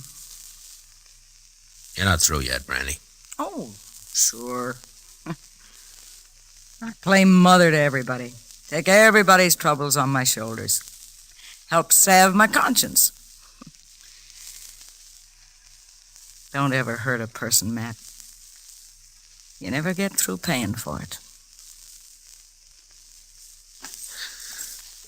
Well, I better be going. Where? To try to get some of those witnesses to talk.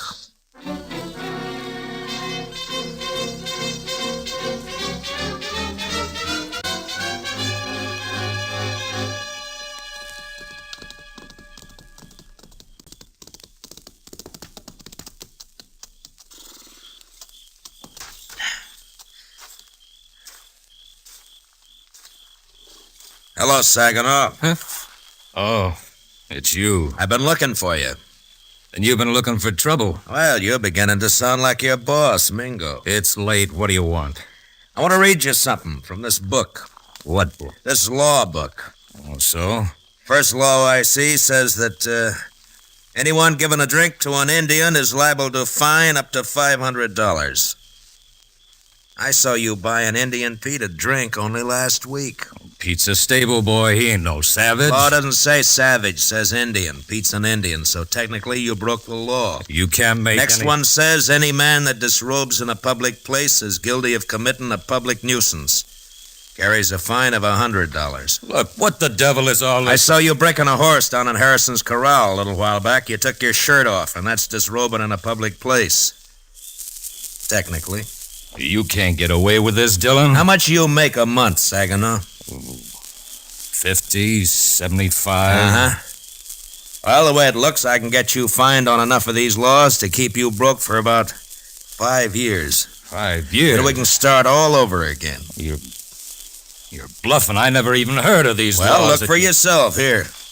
If you witnesses are going to send Jim Stanley to jail on a technicality, then a lot of you are going to jail the same way. Well, laws may be there, but they ain't fair. All right, Saginaw, if that's how you want it. Come on, let's go to jail. No, wait, Mark. Well, then start talking. Well, Dixie shilled Stanley into losing his money, and me and Ned Cole egged him into grabbing a couple of chips when the wheelman wasn't looking. On Mingo's orders? Sure. Stanley looked down at the chips we swiped, and he reached out to hand them back when Mingo jumped him. What was Dixie doing? Trying to keep from laughing. Yeah, I'll bet. And then what?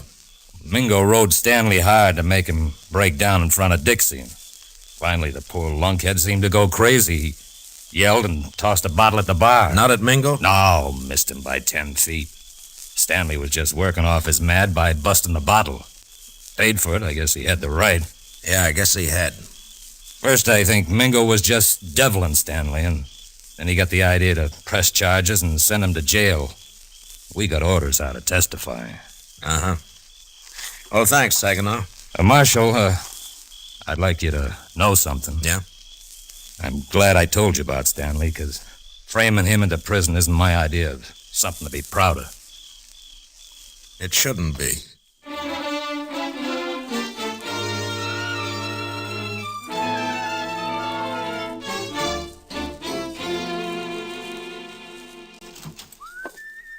Ah, good evening, Chester.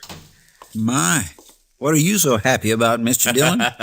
Everything, Chester, everything. Is it about Jim Stanley? It is about Jim Stanley. He's going to clear himself in court tomorrow. Come on, let's go tell him. Well, gracious, that is good news. He couldn't have taken much more of being locked up. I know. Hey, Jim, wake up. We're going to break... Jim. Mr. Dillon, he's gone. Both window bars are cut. Yeah. And here's what cut him. A hacksaw blade. And look yonder, there's another. Oh, that fool. Why couldn't he have waited one more day and he'd have been free? Jim Stanley didn't have those hacksaw blades on him, Mr. Dillon. I know. I searched him good. You searched Dixie good? Oh, mercy, no, Mr. Dillon. She's a girl. He didn't have any other visitors? No, sir. Mingo's gonna be awful mad when he finds out his girl helped Jim Stanley get away. Come on. You gonna arrest Dixie, Mr. Dillon? I don't know, Chester. First, I gotta find her.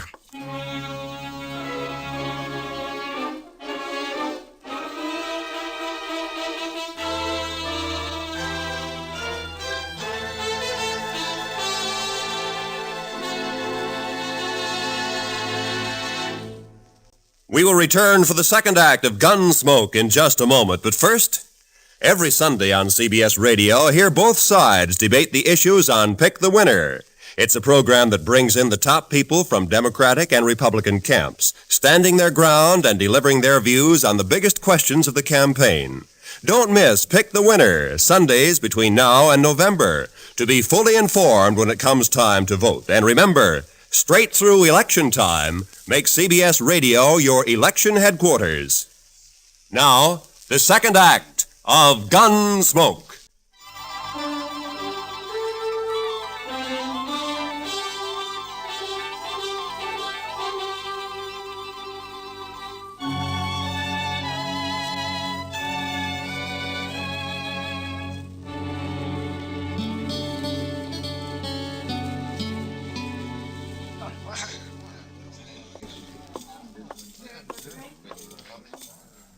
Up kind of late, aren't you, Marshal? Where's Dixie, Mingo? Dixie, she's gone. I don't know where she is. You're lying. No, I swear she disappeared hours ago. I still think you're lying. Dixie's here someplace. Nah, he's telling you the truth for once, Matt. Dixie's gone, all right. Are you sure, Brandy? Saw her right out of town. Was Stanley? Yeah, Matt. The two of them. Dixie and Stanley? Dixie passed him some saw blades. He cut his way out. That rotten double-crossing hellcat. She's your girl, Mingo. I'll be the laughingstock of Dart City. Good. I hope they laugh you clear out of Kansas. If it's the last thing I'll do, I'll find her. Both of them. Finding them is my job, Mingo. Go ahead. But you better beat me to them, or you'll be arresting them dead.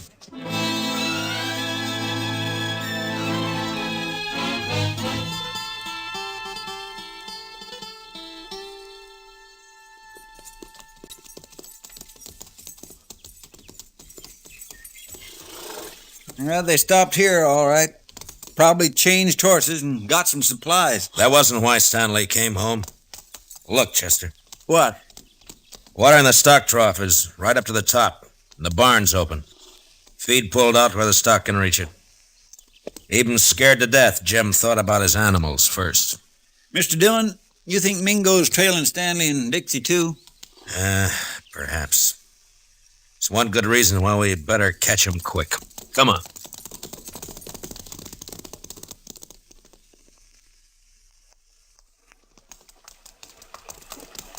Now. Still no sign. Looks like we've lost him for good now. What do we do, go back, Mr. Dillon? We can't let Mingo find him. Sure, but the way they've been zigzagging back and forth for the last 4 days, we don't have a chance in 1,000. I'm not so sure, Chester. You know, there's a certain pattern about the way Stanley and Dixie have been moving. I don't think they're trying to leave this section at all. Yeah, we have been getting closer and closer to Dodge with every circle lately. And not only to Dodge. Mr. Dillon, you got an idea? Yeah, maybe. Come on, we'll ride back to Stanley's ranch.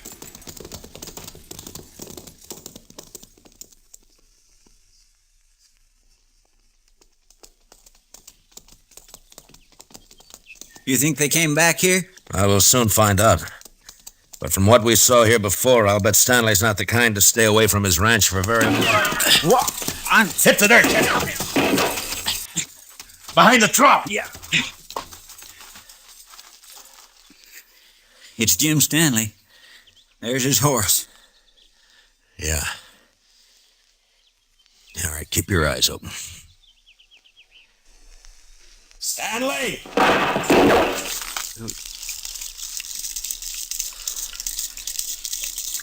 Jim, it's Matt Dillon. Let me talk to you. You go away, Marshal. I don't want to hurt you, but I ain't going back to that jail. Now you go away now. I'll kill you. Jim, listen to me. I've got a witness. You better leave quick now. Please, Marshal. Mr. Dillon, I'm getting wet. That's better than getting shot. Keep your head down. Yes, sir. Sure is wet. Stanley's in a good position. Closest cover for us is the barn. That's across 50 yards of clearing. It's a long run. He could pick us off before we made 10 feet. Jim! I'm not leaving until I've talked to you. Leave me alone, Marshal. Can't you leave me alone? I'm coming to talk to you, Jim. No! No, stay back! I warn you! Mr. Dillon, don't do it. That's a crazy man. That's a frightened man, Chester. I'm coming unarmed, Jim. I don't think you're a murderer, but if you are, this is your chance. Well,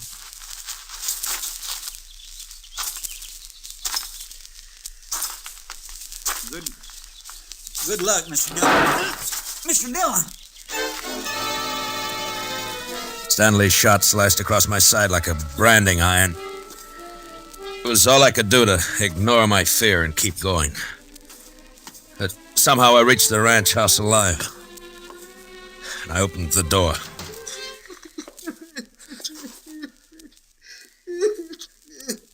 Jim Stanley stood there holding his gun and crying.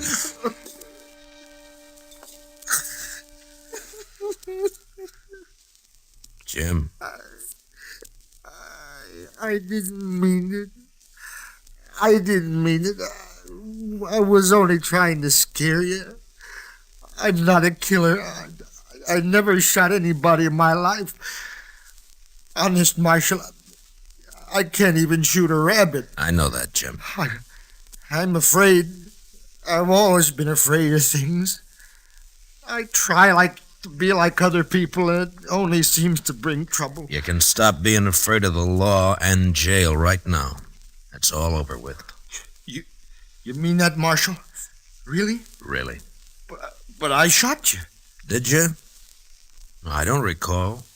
Oh, but Mr. Dillon, shot hit your side. Right there. You see it? It's bleeding. Now, Jim, listen to me. You didn't shoot me. Oh? Well, all right, if you say so, Mr. Dillon. I say so.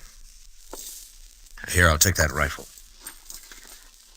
Now, let's go back to town and get this business settled, huh? You've been good to me, Marshal. Forget it, Jim. There is one thing, though. Dixie. Oh, she brought me hacksaw blades. I know that.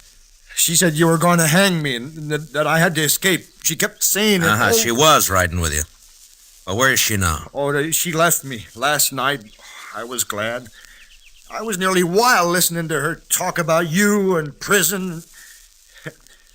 I even swore I'd kill myself before I'd go back to jail. I'm glad she didn't mean it. Oh, I meant it at the time. Oh, I was sure scared. You feel better now? Oh, yeah. Yes, I know everything's just going to be fine.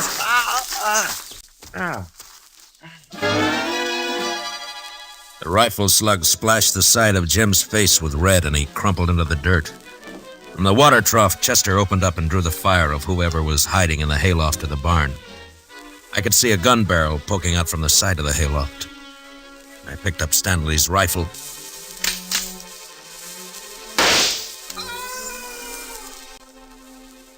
Mingo. Mr. Dillon, are you all right? Yeah, Chester. But Mingo's dead. Well, how about Jim Stanley, Mr. Dillon? Yeah, he was scared more than hurt. He should come to any minute. Well, my goodness. Oh, this looks like a sure enough war's been happening around here. Where have you been, Dixie? Well, sure now, Marshal. A girl's got a right to look after her investments. My Mingo and Stanley both dead. Well, now that's a real shame. Hmm? Oh, but Jim Stanley... Chester. You said investments. The only investment you've made is prison time for helping Jim escape. Me? Well, how you going to prove anything, Marshal? With Jim dead. But he's... Chester, why don't you go look after the horses? But Mr. Dillon... Yes, sir. It's a right good thing because I'm going to be terribly busy, you know, taking care of poor Jim's ranch and money and of course, the funeral and everything. Why should all that concern you, Dixie? Because I'm Jim Stanley's widow. What? I married him 3 days ago in this city. It was such a sweet wedding. Yeah, I'm sure it was. And now all I have left are some memories. And, of course, this little old ranch and Jim's money. Dixie, there's something you should know. Hmm? You also got a husband. Have you heard enough, Jim? Enough. Jim! When I saw you fall... You're sure bad, Dixie? Oh, no. Jim, you mustn't pay no mind to what I said. I was upset. Didn't I come back just to be with you? No good, Dixie. Jim's on to you now. Jim, are you going to let him talk to me like that? He's my friend. And I don't like you now, Dixie. Oh, it's too bad. I'm still your wife. Marshal, can she make that stick? Well, by law, you have to support her, Jim. Of course, it don't say how. Marshal, you stop putting ideas And, of course, she has to take care of your house for you, Jim. Clean it, do the chores, cook for you. Cook? Me? Cook for him? He can make you, Dixie. It's his right. All right, or not. I'd like to see him try. He can do it, Dixie. Yeah? Well, I can't if I'm not here. And I'm leaving right now.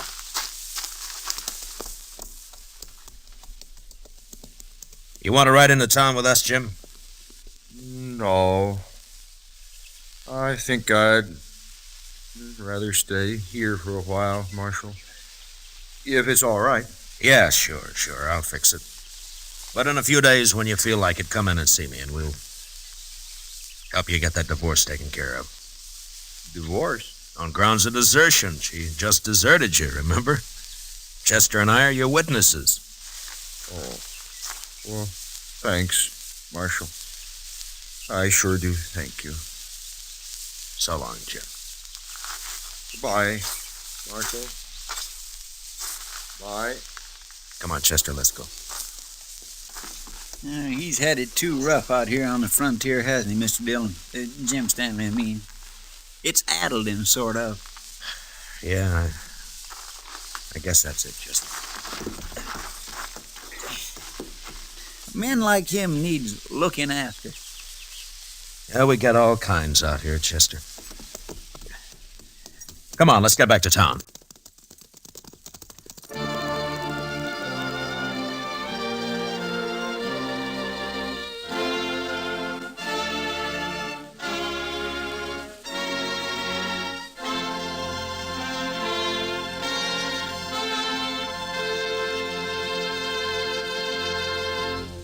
Gunsmoke, under the direction of Norman MacDonald, stars William Conrad as Matt Dillon, U.S. Marshal. Tonight's story was specially written for Gunsmoke by Herb Purdom, with music composed and conducted by Rex Corey. Featured in the cast were John Daner and Michael Ann Barrett, with Paul Dubov, Vivi Janis, and Bill Lally. Parley Bear is Chester. Join us again next week as Matt Dillon, U.S. Marshal, fights to bring law and order out of the wild violence of the West in Gunsmoke. Tomorrow's speakers on Pick the Winner, representing both the major parties, will be Harold Stassen, Republican, and George Ball, Democrat. Listen for this important program, Pick the Winner, tomorrow and every Sunday from now to November. This is Roy Rowan speaking, and this is the CBS Radio Network.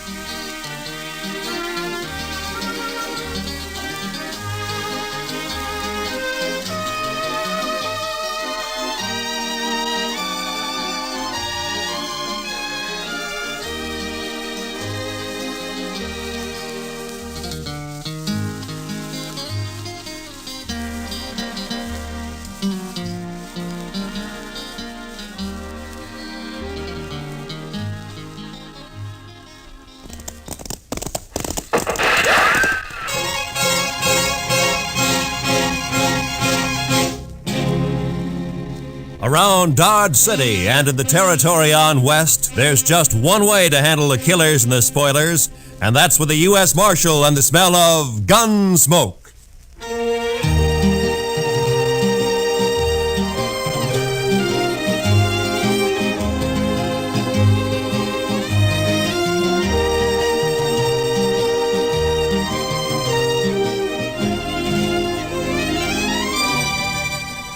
Gunsmoke, starring William Conrad. The story of the violence that moved west with young America. The story of a man who moved with it. Matt Dillon, United States Marshal.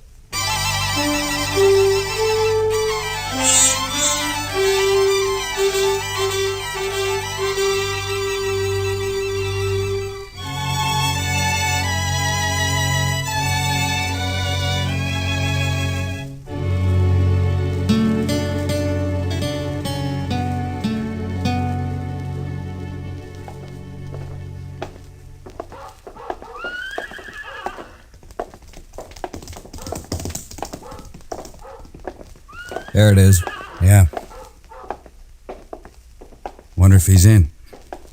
We'll soon find out. Look him over close. We've got to know how he stacks up. Yeah, I know.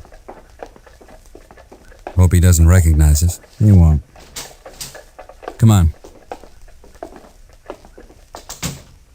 Morning, boys. Morning, sir. Are you the marshal here in Dodge? Yeah, that's right. My name is Dillon. Matt Dillon. Thompson's our name. I'm Jim. This is my brother, Will. I'm glad to know you. This is my sidekick, Chester Proudfoot.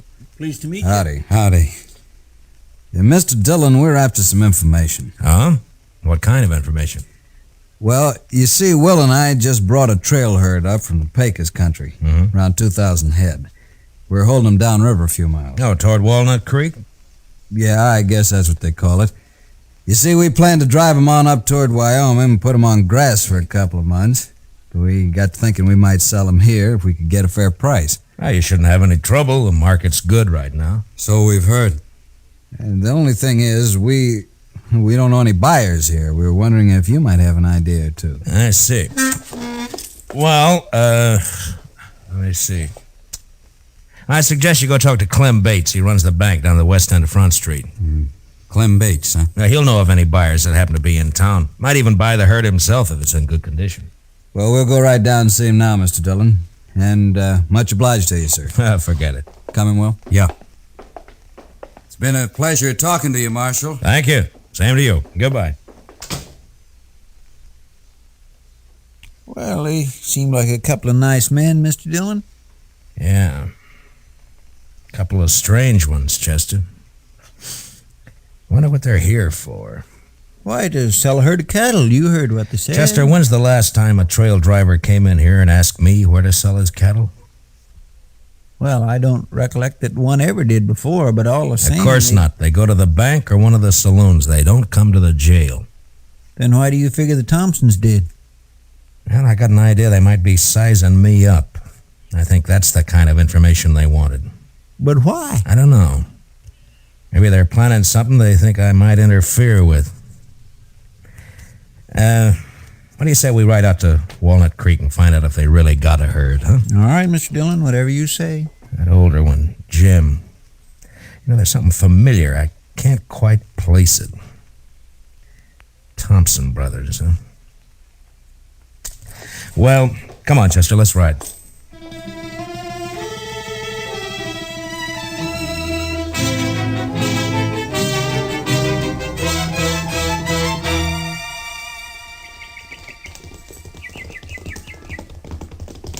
Oh, boy.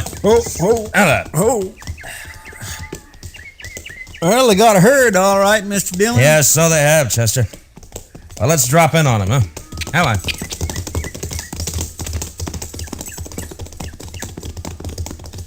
Smoke's coming up behind those willows. Must be their camp. Yeah, I guess so. These cattle are carrying a Circle Bar Tea brand. I never heard of it. It's like the Thompson brothers, Chester. I never heard of them either. At least not by that name. Camp looks deserted, Mr. Dillon. Yeah, Right where you are! Somebody coming out of the wagon there. Yeah, he must have been asleep or... Well. You fellas better turn them horses around. Hello, Houston. Dillon, I didn't recognize you. Well, now that you have, why don't you put the rifle down? Well, sure, Marshal. I got no quarrel with you. You used to figure you did. Well, How long you been working for the Thompsons, Houston? just a couple of months, I ran into him down on the Pecos and hired on for the drive. Did you know him before that? No, I just happened to run into him, and I heard they was looking for riders. Riders? I never knew you to hire out for anything but gunslinging. Why don't you let bygones be bygones, Marshal? A man can change. Maybe. Now you take me. I don't hold no grudges. You run me out of town last year, and I was pretty sore about it, but not anymore. I'm willing to forget it. If you do, you'll be making a mistake, Houston. Now look, I Marshal. told you to get out of Dodge City and stay out. That still goes. You understand me? All right, Marshal. That's the way you want it. I'm not in Dodge City. Not yet.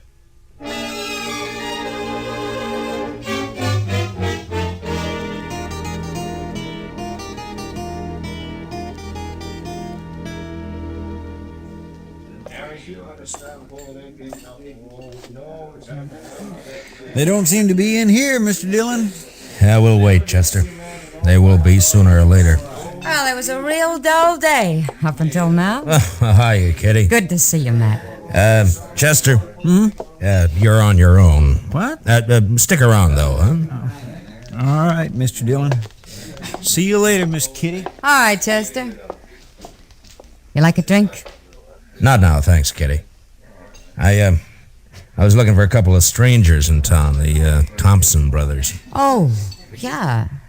They were in earlier. Seemed very pleasant, quiet, real polite. Mm-hmm.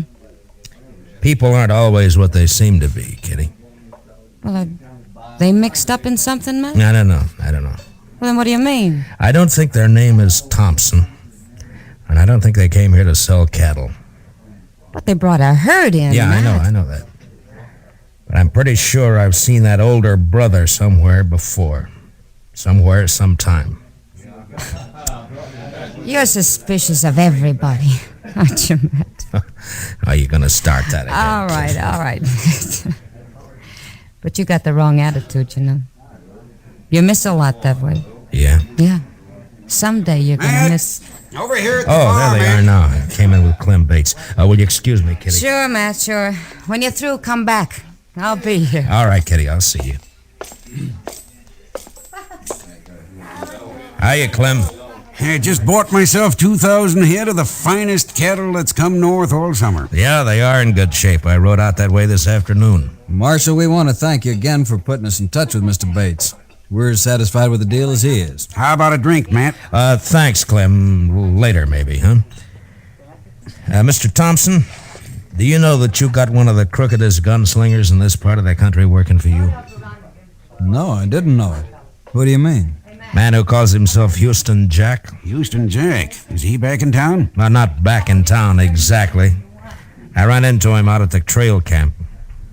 I ordered him out of Dodge a year ago, Mr. Thompson. The order still stands. That's funny. He didn't tell us he'd ever been in Dodge. Well, I thought maybe he didn't. That's why I figured I'd better let you know about it. I'm glad you did, Marshal. Of course, with the herd sold, we'll be paying the boys off tomorrow, and that'll be that. And then back to Texas. The sooner the better. Well, meantime, there's nothing to prevent us from having a sociable drink or two. Holly, set 'em up over here. Mr. Dillon. What? Oh. Will you boys excuse me a minute, Sure, please? go right ahead. Sure, Marshal. What are you going to have, Will? Yeah, what is it, Sammy?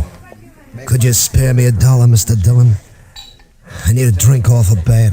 Aw, Sammy, you know what always happens? First it's 1 drink, and then it's 10.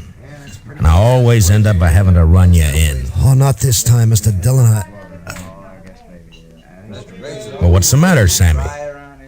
Them fellas you're with, you know them, Mr. Dillon? Well, their name's Thompson. They're brothers. Oh, no. No, that's not their name. Well, then what is it?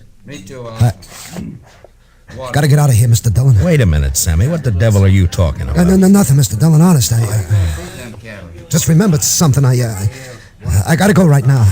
Well, how about that drink? Some other time, Mr. Dillon. Thanks a lot.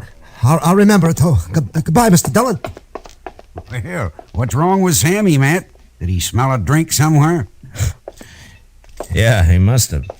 I don't know what you said to him, Marshal, but he sure went out of here looking like he'd seen a ghost. Well, Sammy's seen a lot of different things at different times. Maybe he did see a ghost.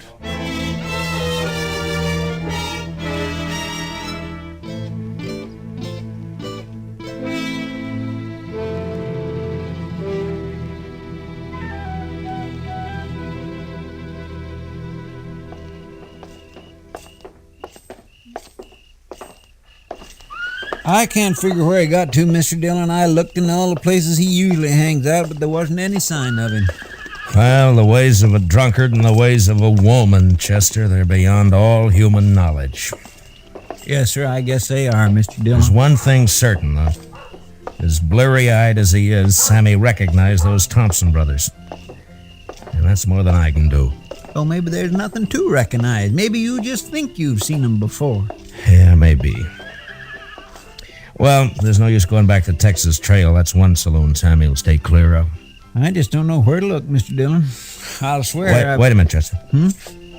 Oh, Thompson's coming out of the saloon. No, I mean across the street. There's somebody by the corner that... By heaven, that's Sammy. Yes, and he's got a rifle. I got you, boys! Sammy, you fool! Over there by the corner! Come on, Chester. He must have been crazy, Mr. Dillon. He must have been out of his mind. Yeah, I guess. One side. Let me through here, please. Let me through. Will you let us come through? Let. Sammy. Mr. Dillon, I could use that drink now. Thought I'd get the reward.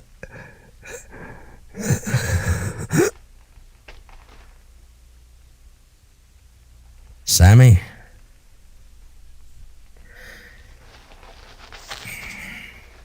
Is he dead? Yeah. We sure hated to do it, Marshal. We had nothing against this man, didn't even know him, in fact. But I guess you saw what happened. Yeah, I saw it. He threw a rifle on you, tried to kill you. You couldn't do anything else. I can't figure it, Marshal. My brother and me didn't have no quarrel with this fella. Well, Sammy drank a lot. He wasn't always in his right mind. But you won't be held. It was out-and-out self-defense. Thanks, Marshal. Thanks a lot. Come on, Will, let's get out of here. Yeah.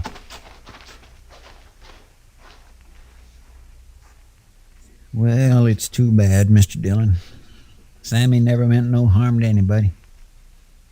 He did to the Thompsons, Chester. I can't figure it. Why did he do it? Because he recognized them, I guess. Say, did you see them draw after he fired?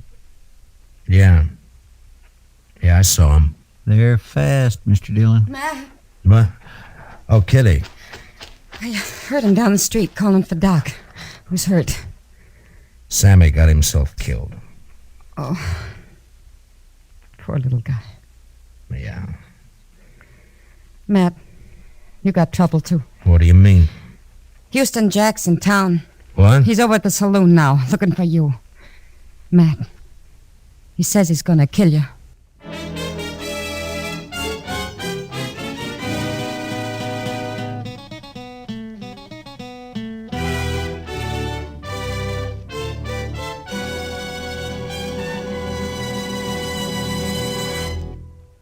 We will return for the second act of Gunsmoke in just a moment. But first, adventure on your mind, then keep tuned. The Gene Autry Show is straight ahead on most of these same CBS radio stations, bringing you the Melody Ranch Gang and Gene Autry songs. Tarzan's straight ahead, too, tonight involved with some fanatic headhunters in darkest Africa. There's another true police case on gangbusters this evening. And Broadway is My Beat offers mystery fiction that's packed with excitement. They're all ahead tonight on CBS Radio. Now, the second act of Gunsmoke.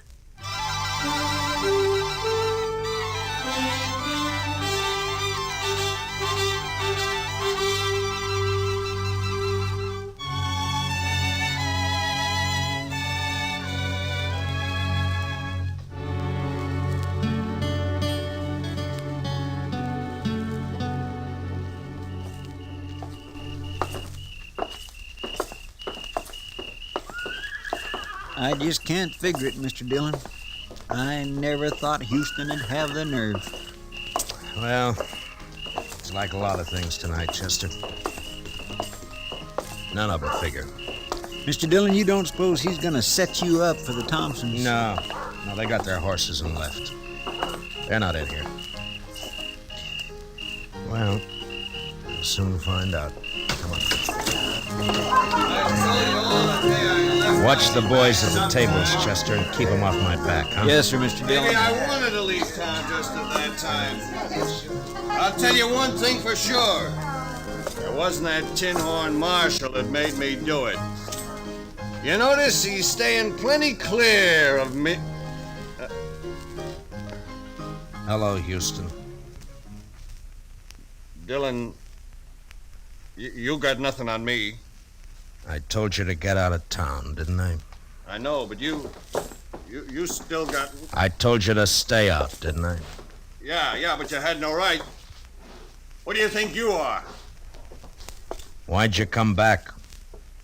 That's my business. Mine too, maybe. You're under arrest. Stay back, Dillon. I'm warning you. You can't keep backing off forever, Houston. You'll have to stop sometime. I said you're under arrest. I heard what you said. I got ears, Dillon, and I know how to... He's bolted out the door, Mr. Dillon. He's getting away. Be careful, Matt. He could be waiting outside. You drew, Mr. Dillon. Why didn't you shoot? Because you didn't draw. You can't... There he goes. Oh, come on, Chester.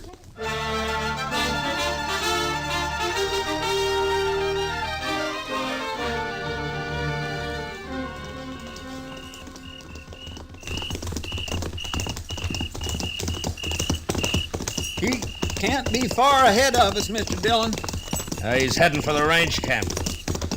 I still can't figure it, Mr. Dillon. It just don't add up. Justice, help me if you say that once more. I'm...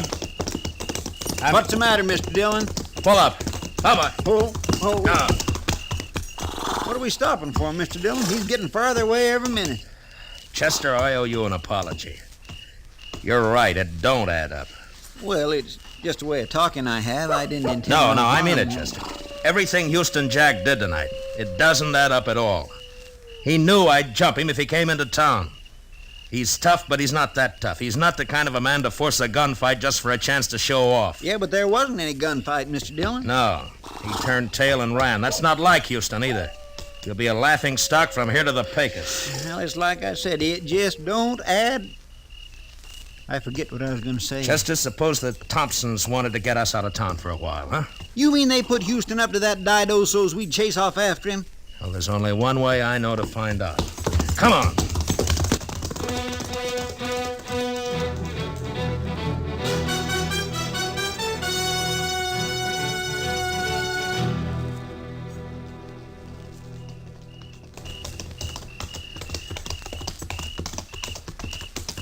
Dodge is kind of spooky this time of night, Mr. Dillon. Pretty, though. All shadows and moonlight.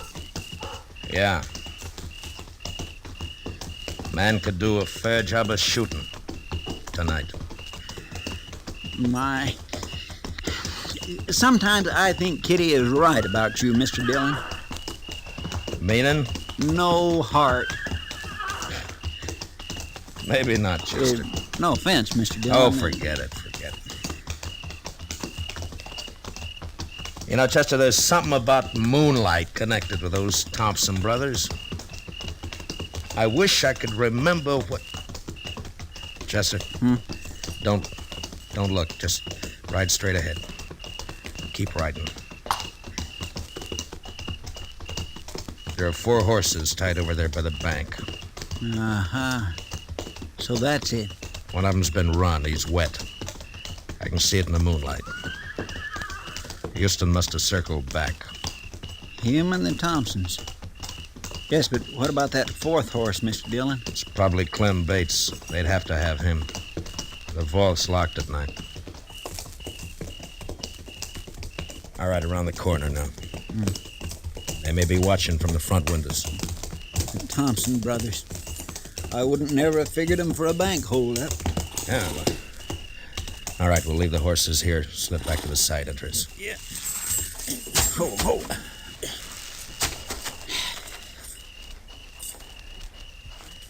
Well, what about that moonlight now, Chester? Well, I guess it's bright enough a man could do a fair job of shooting tonight.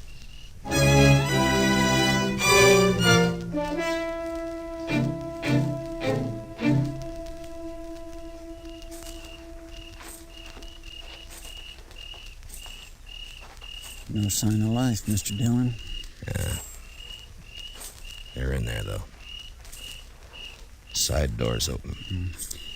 Maybe one of us ought to climb. I came from the door. Come on, Justin. All right, get flat against the wall. They'll have to show themselves to fire at us. Say, Mr. Dillon, I think they shut that door. Yeah. All right, let's move in easy. Yes, sir.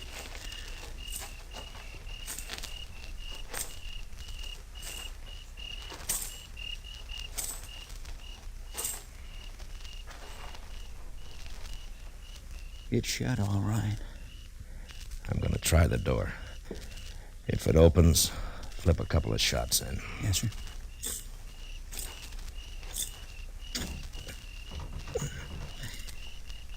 It's bolted. All right, cover me, Chester. Here goes. I think I hear him running inside. Yeah, one more. They crashed out through the front window, Mr. Dillon. Yeah, come on. Oh, there's Clem on the floor. They must have laid him out. Easy, Chester. They may be waiting outside for us. There they go. They're making a run for it. Yeah, come on. Let's get out through this window. Mr. Dillon? Mr. Dillon! It's all right, Chester. Nicked a rib, I think. I'm all right, though. I thought for a minute there that they'd... Yeah, I know. Looks like one of them stayed behind. That shot came from the corner of the livery stable over there. Maybe I can... What's the matter, Dillon? You're supposed to be good. It's Houston, all right. He's back at that old stone well. Yeah. Stay here and keep him pinned down, Chester. I'm going up on the roof, through the trap door back here. All right, Mr. Dillon. Watch yourself. Yeah. Throw a shot or two at him. Keep him busy, huh? Yes, sir. You gotta do better than that, Dillon. I will, Houston. Don't worry about that. Now, if I can just get this open without... There. Now... You're not getting Lily, are you, Dillon? South corner there. Put me right over him. And then I... Wait a minute. Moonlight night and a bank. So that's who they are.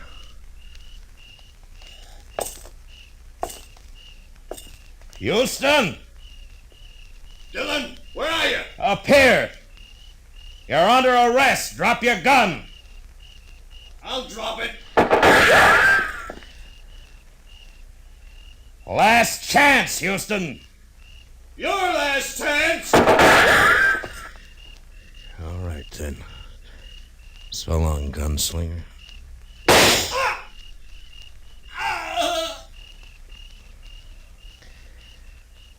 reckon that did it, Mr. Dillon.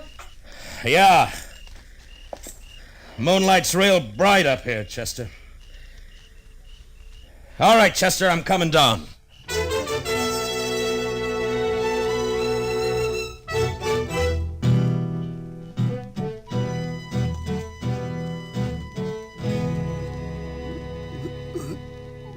You fellas, I don't. No. Mr. Bates is coming too, Mr. Dillon. Yeah, he's not bad off. They must have slapped him with a gun barrel on the way out. Clem, can you hear me? Matt? Oh, Matt, thank you. Chester, get that chair over there. Yes. Here you are. All right, give me a hand with him. Easy, fellas. Come on, Mr. Bates. There you are. Now, what happened, Clem? Are they trying to make you open the vault? That's right. It was those Thompson brothers, Matt. Yeah, I know. They fooled me plenty. Thought they were fine fellas. I've been drinking with them all evening. Well, you never know, Clem. They get away with anything? No. I was about to give in and open the vault when you rode by. That got him kind of upset. Well, there's no harm done then. Houston Jack was long overdue for killing. We gonna go after the Thompsons, Mr. Dillon? Where, Chester? They could have gone in any one of a dozen directions. There'll be no chance of trying to track them till morning. Somehow, I don't think we'll get them even then. I think I ought to get something done about this head of mine, Matt. It's giving me fits. Yeah, I'll go with you, Clem. I gotta tell the doc about Houston. Chester, I guess you better go over to the depot and wake up Mr. Hightower. Have him put a wanted bulletin on the wire. For the Thompson brothers, huh? No, Chester. I've recognized them finally. Their name isn't Thompson. Well, what name do I put in the bulletin, Mr. Dillon? Just say, wanted for attempted bank robbery in Dodge City, Frank and Jesse James.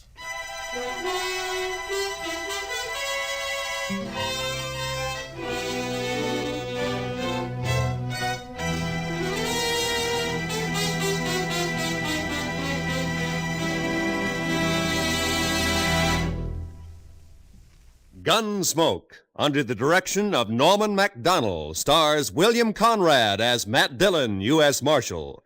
Tonight's story was specially written for Gunsmoke by Les Crutchfield, with music composed and conducted by Rex Corey. Featured in the cast were Harry Bartell and Vic Perrin, with Paul Dubov, Joe Duvall, and Lou Krugman. Parley Bear is Chester, Georgia Ellis is Kitty. Join us again next week as Matt Dillon, U.S. Marshal, fights to bring law and order out of the wild violence of the West in Gunsmoke.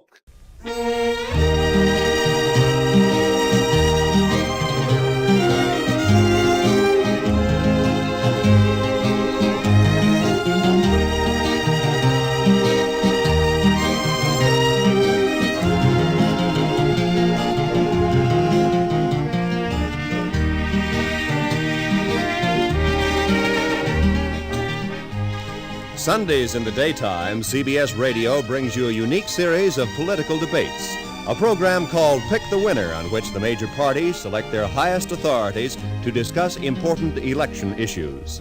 Tomorrow on most of these same CBS radio stations, hear another major election issue debated. Hear Pick the Winner. And don't forget, to make the full use of what these programs tell you, register so you may vote this fall. This is Roy Rowan speaking. Remember, every Sunday we extend a cordial invitation to great music on the CBS.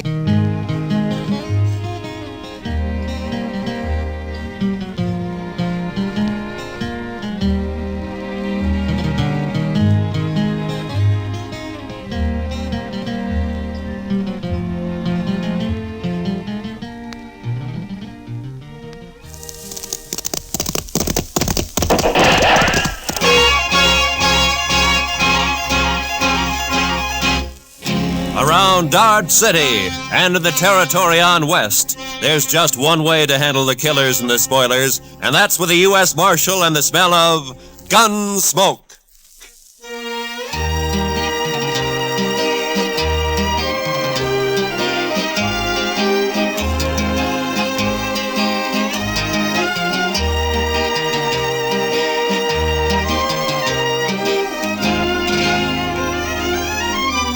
Gunsmoke, starring William Conrad. The story of the violence that moved west with young America. The story of a man who moved with it. Matt Dillon, United States Marshal.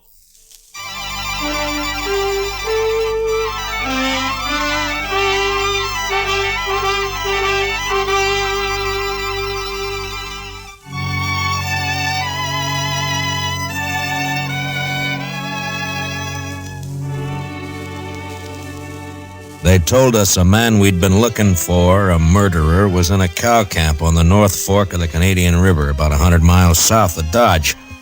So Chester and I rode down to take a look. We found a fella there with a right name but the wrong face. So we started back.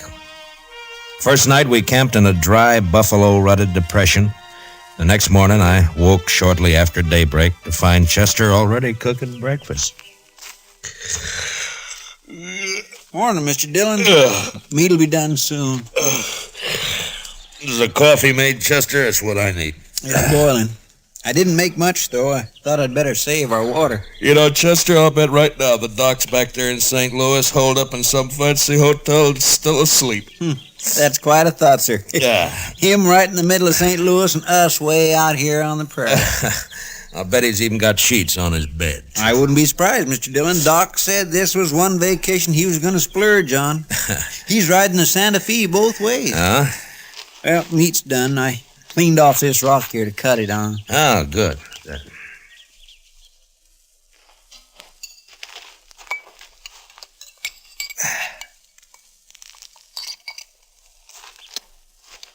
Oh, you got it warm anyway, Chester. Well, now, meat shouldn't be overcooked, Mr. Dillon. That takes the taste clean out of it. Now, then we ought to be able to taste everything about this steer. Eggman's disappointment. How's that, Mr. Dillon? Never mind, Chester. How come you woke up so early this morning? Oh, I always do. Seems as soon as it gets daylight, my feet start to sweat, and then I just got to get up. Well, that's as good a reason as any, I guess. Wow. Looks like we got company, Chester. What? Oh. Where? Right out there, heading straight for us. Oh, yeah. Some cowboy, probably. I don't know. He doesn't ride quite like a cowboy. Why, it's just a kid, Mr. Dillon. Yeah, it sure is. Sure needs a haircut. What? Say, Mr. Dillon, it's a girl. Now, what could she be doing out here? I'm carrying a rifle, too. Well, get on, miss, and have some coffee. Who are you, mister? Hi, this is Chester Proudfoot, and I'm Matt Dillon. How do you do? You rustlers or what? Not exactly. I'm the U.S. Marshal out of Dodge, ma'am. U.S. Marshal? Oh, that's good. It is? Why? I need help, Mr. Marshal. My daddy's awful sick. Sick? Well, where is your daddy? We got a homestead about a mile over that rise back there. Oh, what's he sick with? It's his leg, Mr. Marshal. A horse threw him and his saddle both in the corral, and then it stepped on his foot. Now his whole leg's all funny.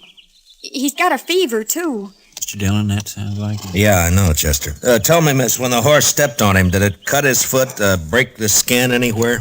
Just a scratch. Tore his boot off, though. Oh. Please, Mr. Marshal, please come see him. I'm scared, the way his leg is and everything. Well, sure we'll come. Your mother with him now? I don't have a mother, Mr. Marshal. Oh. Well, then what are you doing out here if your daddy's sick? We ran out of meat about 3 days ago, and I don't have anything to feed him. Oh. All right. Chester, I'll write back with, what is your name, anyway? Tara Hantry. Oh. I'll be 16 next January. Well, that's fine. We'll go back to the Hantry place, Chester. You scout around for some meat. All right, sir. And if you don't find any antelope, shoot the first calf you see. Anybody's calf. I'll do it, Mr. Dillon.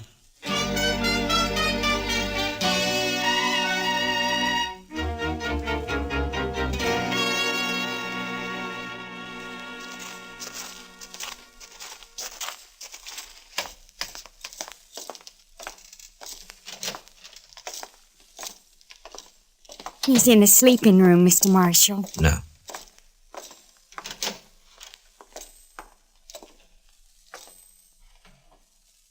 Daddy. Daddy, I found a man, and he's going to help us. And, Daddy, he's a marshal, a U.S. marshal. Matt Dillon, Mr. Hantry. How are you feeling? Dillon? I've heard of you. You're from Dodge, aren't you? That's right. Well, Marshal, I ain't feeling so good. My foot don't hurt no more, but my leg is all sort of, well, it ain't pretty. I don't know much about these things, but maybe I better take a look at it anyway, huh? Sure, Marshal. There she is. All right, you can cover it up. I was in the war, Marshal. I know what gangrene is. Guess you do, too, huh? Yeah. Well, the first thing, a friend of mine is out getting you some meat, and then we'll load you in your wagon and... Ben took the wagon. What? Ben Warling. He took the wagon when Daddy got hurt. Said he'd find a doctor and bring him back. Who's Ben Walling? Oh, he's been sort of working here, Mr. Marshall. I should have run him off long ago. That's what. Well, where is he? What'd he take the wagon for? And where's he going to find a doctor around here anyway? Closest doctor's in Dodge I know of. Yeah, and he's in St. Louis, and he won't be back for a couple of weeks. I couldn't get to him anyway. Well, tell me, when did this happen? About 6 days ago, Mr. Marshall. Ben left the day after.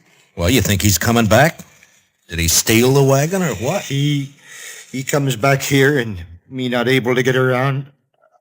I don't know what I'll do. I ought to take a bullwhip to him. Now, take it easy, Mr. Hand. Take it. He won't cause any trouble, so don't you get all worked up. Tara, we'll let him get some rest, huh? All right. We'll have some food for you soon, Mr. Hantry. I ain't very hungry. Tara, what's he so riled up about this Ben Walling for? What's between them? Oh, it's nothing, Mr. Marshall. Daddy's sick and... that's all. Look, Tara, you asked me to help you, didn't you? Yes, but... You trust me, don't you? All right, Mr. Marshall. Daddy hates Ben because Ben... well, Ben likes me. Oh, I see. He even wanted to marry me. Said he would. How do you feel about Ben, Tara? You like him? No. Of course, it's time I had a man and all that, but I'm afraid of Ben, Mr. Marshall. It's like there's something wrong with him. He's always sneaking around when you don't expect him. Makes me uneasy, like. Well, we won't worry about Ben now. You stay here in case your daddy wants anything. I'll go outside and wait for Chester. Mr. Marshall, I'm awful glad you're here. We'll see it through, Tara. Don't you worry. I won't. Now.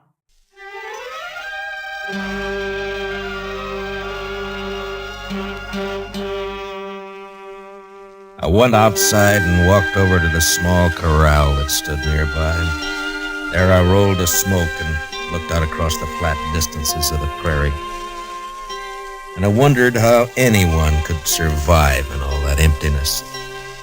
Hantry lying on his bed back there in the house. He wouldn't survive. The prairie had got to him all right. And its vast loneliness had put him out of reach of any help. And Tara, what could she do out here in this endless land of grass? I was glad to get my mind off it when Chester rode in with an antelope across his saddle. We hung it on the corral, dressed it, took a hind quarter into Tara, and we went back outside and sat down. Yes, sir. She's a plucky girl, Mr. Dillon. Yeah, fine girl, Chester. Yeah, but this Ben fella, I just don't understand his going off with the wagon like that. Well, it doesn't matter much now. Entry won't last more than a day or two, anyway. It's that bad, is it? Yeah, blood poisoning, Chester. As soon as it reaches his heart, he's done for. Well, isn't there any way to stop it? Yeah, sure. Cut his leg off. Oh. Too bad Doc isn't here. Yeah. Would that stop it, Mr. Dillon? Cutting his leg off, I mean? I don't know, Chester. I don't know. Maybe too late anyway. Well, I sure wish we could do something for him. I don't take to just sitting around and waiting for a man to die. Well, nobody does. It isn't right, somehow. That poor fella. And Tara. Why, Mr. Dillon, that girl will go crazy out here all alone. All right, Chester. What do you want me to do about it? I'm not a doctor. Now shut up. Well,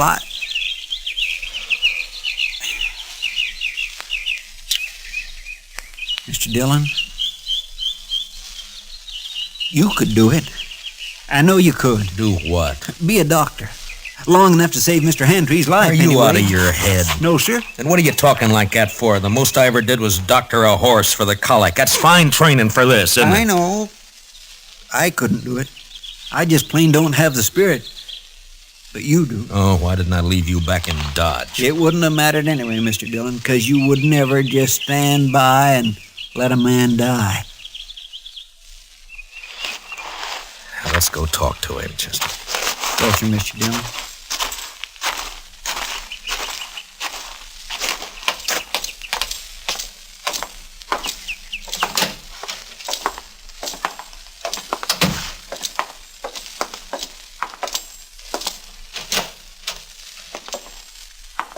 Daddy's fever's worse, Mr. Marshall. I'm going to get some more water. Yeah. How do you feel, Mr. Hentry? I don't feel much, Marshal. Outside of burning up. I've been trying to tell Tara I just can't last long with blood poisoning. She's just got to figure on it. Well, that's what I came to talk to you about. I guess you know the only thing that'll give you a chance. I know. I've been thinking about it, but I couldn't ask any man to do that. You didn't ask me. Well, it's up to you, Mr. Hantry. I'll try it if you're willing. The only thing is I won't know much about what I'm doing. I seen it done in the Union Army, Marshal. I could tell you some things. All right. The only thing is, Marshal, I don't know I'd be much use around here with one leg. Well, you'll have to decide that for yourself. I know.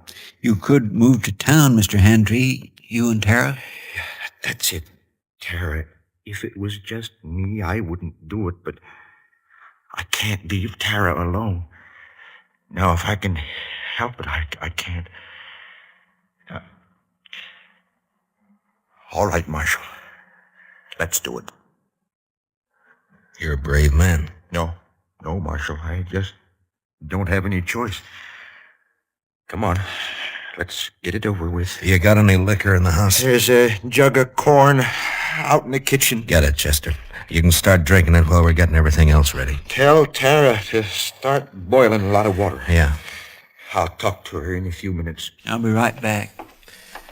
I want you to tell me everything that you know about this, Mr. Hantry. First, I'll tell you what you'll need. Mm-hmm. There's a straight iron out by the corral somewhere. Yeah. You can heat it in the main room fireplace. Right. What else? Tara will find some cloth for bandages, and the rest of the stuff you can get in the kitchen. Uh-huh. The only thing worrying me is what'll we use to tie off the arteries with? Plain thread won't hold. Well, maybe some thin strips of rawhide. No, they'd soak through. You got to have something. No, I know. At least I think it'll work. What about horsehair? Oh, that's it, Marshal. Pull it off the tail. Uh-huh. It'll work fine. Here's the jug, Mr. Hantry, and I brought you a cup, too. Pour me some. I want to get good and drunk. Here you are, Mr. Hantry. Thanks.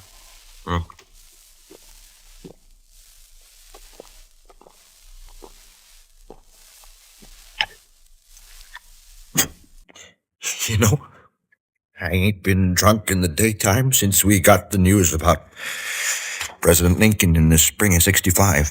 You better have your talk with Tara before that takes hold. Ask her to come in, will you?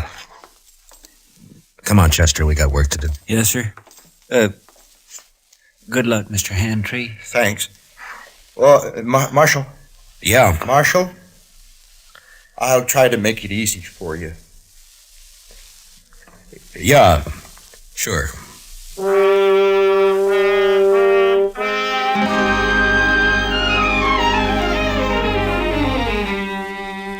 Shortly after noon, I operated.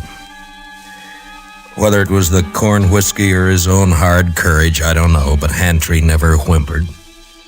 Chester stood outside the door and brought me whatever I needed.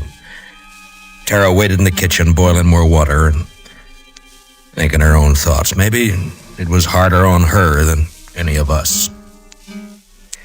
And toward the end, Handtree mercifully passed out.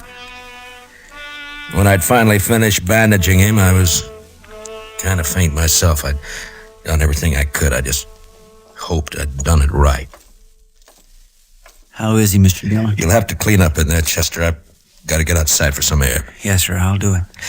And put that fire out. It's hot enough around here. I don't know how you did it, Mr. Dillon. Tara? Tara, will you come on outside for a while?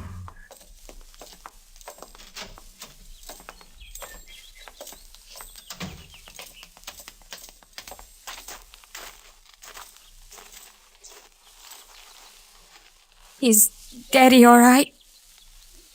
Is he all right, Mr. Marshall? It's all over, Tara. We'll just have to wait and see now.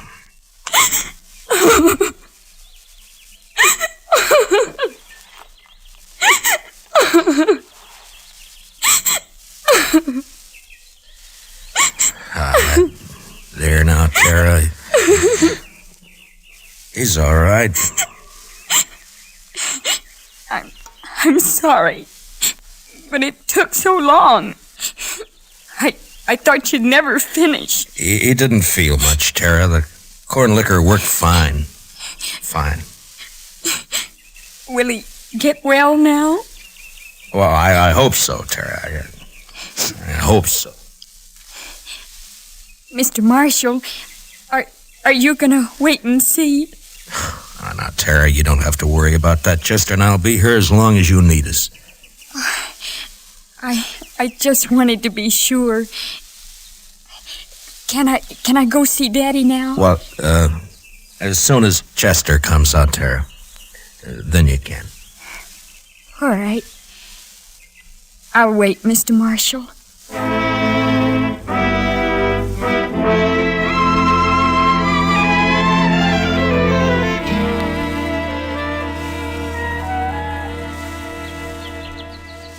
It beats me, Mr. Dillon, how he can just lay there so quiet and peaceful. It's only been 4 or 5 hours, Chester. The liquor hasn't worn off yet. He drank nearly the whole jug. Well, he needed it. Say, Mr. Dillon, look yonder. Huh? Somebody coming with a wagon. Oh, yeah. It's probably that Ben Walling they were talking about. I'll bet that's who 'tis, all right. Wonder what he'll have to say for himself. Ah, you'll think of something, Chester. His kind always do. You recognize him? No, sir. Do you? Oh, I never saw him before. Hold it. Hello? What are you doing here? You Ben Walling? How'd you know? The Handtrees, they've been wondering about you. Oh, yeah, sure. He's old Handtree, anyway. He's all right. He is, huh? You've been gone a long time, Ben. Where were you? I don't know you, mister, but you sure ask a lot of questions. You can answer them one at a time. Now, where were you? Who are you anyway, mister? I'm a U.S. Marshal, Ben. Ain't no U.S. Marshals around here. There is now. Generally, I'm in Dodge. Your name Dillon? It is. What are you doing here, Marshal? Tara ran into us, asked us to help. Seems the only able-bodied man around here took off in a wagon. I went to fetch a doctor. Anything wrong in that? Not at all. Where is he? Oh, first night the horses ran away, and I've been chasing them ever since. I didn't catch him till this morning. And then I've been gone so long, I thought I'd better get back to you right away. I was worried about Tara and old Hantry, of course. I see. Well, you better get your horses unhitched, Ben. You can see Tara later. She's in with her father now. Gonna be all right, huh? I was kind of worried about that foot. Looked to me like it might have poison in it. It did. What do you mean it did? I took his leg off about noon today. You what? Mr. Dillon did it all by himself, just like a regular doctor. Oh, but how'd you know what to do? You might have killed him. Somebody had to do it, Ben. It's a sure thing Tara couldn't. You're blaming me, ain't you? Well, I did everything I could. Didn't my fault those blasted horses run off. Hantray's pretty sick, Ben. I wouldn't bother him for a day or two if I were you. Oh, I won't bother you. Oh, now look, Marshal. You can leave now. I'll handle everything here. We'll leave. As soon as Hantray's able to take care of himself again. All right, stay as long as you like. I don't care. Mr. Dillon? Yeah. I think that Ben is a no-good liar. You're right on both counts, Chester. And I'll tell you something else. You see that saddle over there? Well, that belongs to Mr. Hantry. Yeah, I know. I looked at it this noon. Somebody cut the cinch strap on it. Cut the cinch strap? Mm-hmm. No wonder that bronc bucked him and the saddle off both. Well, do you think Tara did it? Oh, my goodness gracious, no, Mr. Dillon. Tara'd never do a thing like that to her own... It was Ben, wasn't it? That'd be my guess. He figured the old man would get hurt, maybe killed. Why, sir? So he'd have a free hand with Tara. Why, is that low down... Mr. Dillon, let me arrest him. Not yet, Chester. There's plenty of time. All right, sir. I'll wait.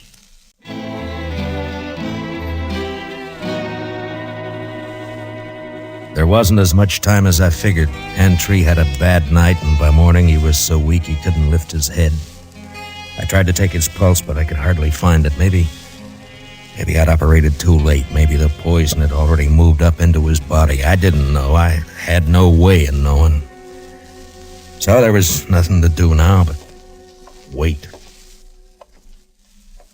Want some more coffee, Mr. Dillon? Yeah, thank you, Chester. We'll fill it up, huh?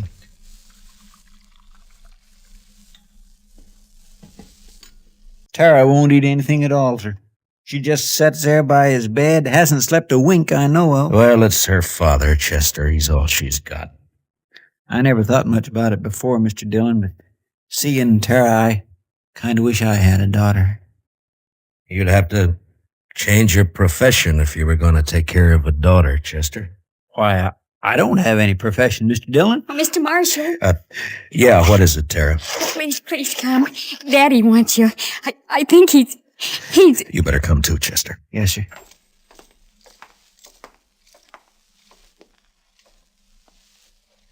It's Matt Dillon, Mr. Hantry. Can you hear me? Marshal, I can't hold out no more. Now, don't say that. You keep fighting, man. You'll pull through. No, Marshal. I'm gonna die. Oh, Daddy. Daddy. Tara. It's about Tara, Marshal. Don't leave her here. Ben Walling, he's no good. He'll try to keep her. Now, don't you worry about Ben Walling, Mr. Hantry. I promise you he won't get anywhere near Tara. Now or ever. Thanks, Marshal. He's a bad one. Tara can't stay here alone. She can't work this place. It's a bad way to die. Not knowing. Now, I want you to listen to me. Listen to me now. I promise you something else, too. I'll take care of Tara. I'll see she's all right. I'll see she's cared for. Now, I promise that. I thank you, Marshal. I sure. Where's Tara? Daddy, I'm right here. Daddy. Tara. Come on, Chester. Daddy. Daddy.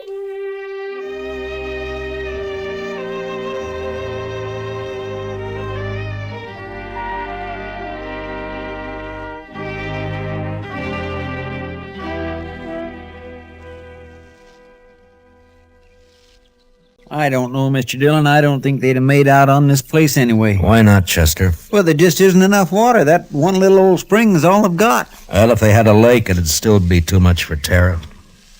What are we going to do with her, Mr. Dillon? I don't know, Chester. We'll have to think of something, though. My, I wish she'd come out of that house. I don't like it, her in there breaking her heart. Give her a little time, Chester.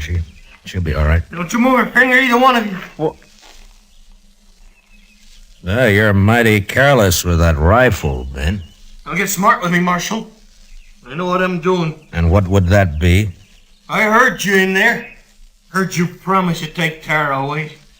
I was right by the window. I heard it all. You got a curious way of courting a girl, Ben, trying to kill her father. Yeah, and I saw you yesterday looking at that saddle, but I didn't kill him, Marshal. You did. That's a lie, Ben Walling, and you know it. I won't shut up. If we'd have just got here sooner, Mr. Dillon would have saved him, that's all. It's too bad you got here at all. Because you're gonna die for it. Both of you. Put the gun down, Ben. You're under arrest for attempted murder. You stay right where you are, Marshal. You know, I have an idea you've smelled powder before, Ben, and that you're afraid of it. Marshal? I have an idea that's why you tried to get Hantry like you did instead of facing him. Stop there. And right now you wish you didn't have that rifle at all, don't you, Ben? Because I might have to shoot you for it, huh? No, don't, Marshal. Give me that! You all right, Mr. Dillon? He didn't even try, Chester. Rifle went off when I knocked it aside. That's all. He was scared to death. Well, I didn't feel exactly comfortable. Well, tie him up and keep an eye on him. I'll go see Tara. Yes, sir, Mr. Dillon.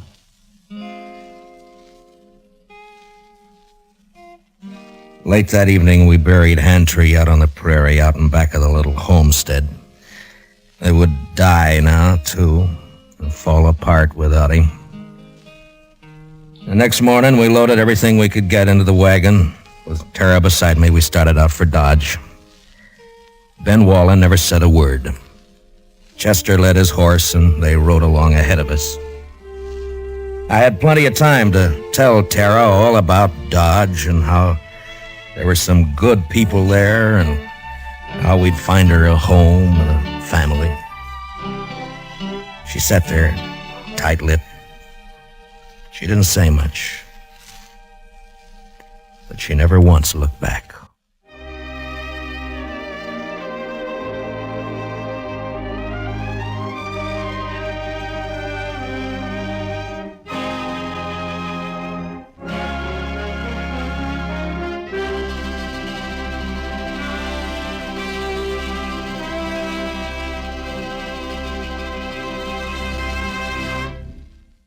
Gunsmoke, transcribed under the direction of Norman MacDonald, stars William Conrad as Matt Dillon, U.S. Marshal.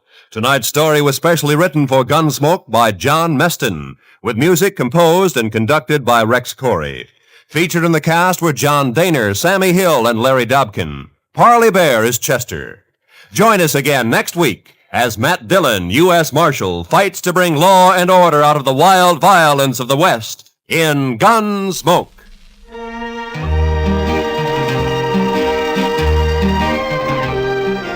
In case you didn't know, Jack Benny and his gang begin their new season tomorrow night. Jack, Mary, Don, Dennis, and Rochester welcome a new member to the team, the head man of CBS Radio's Club 15 show, Bob Crosby. Roy Rowan speaking. Remember, the top dramatic show of them all, the Lux Radio Theater, is heard Monday nights on the CBS Radio Network.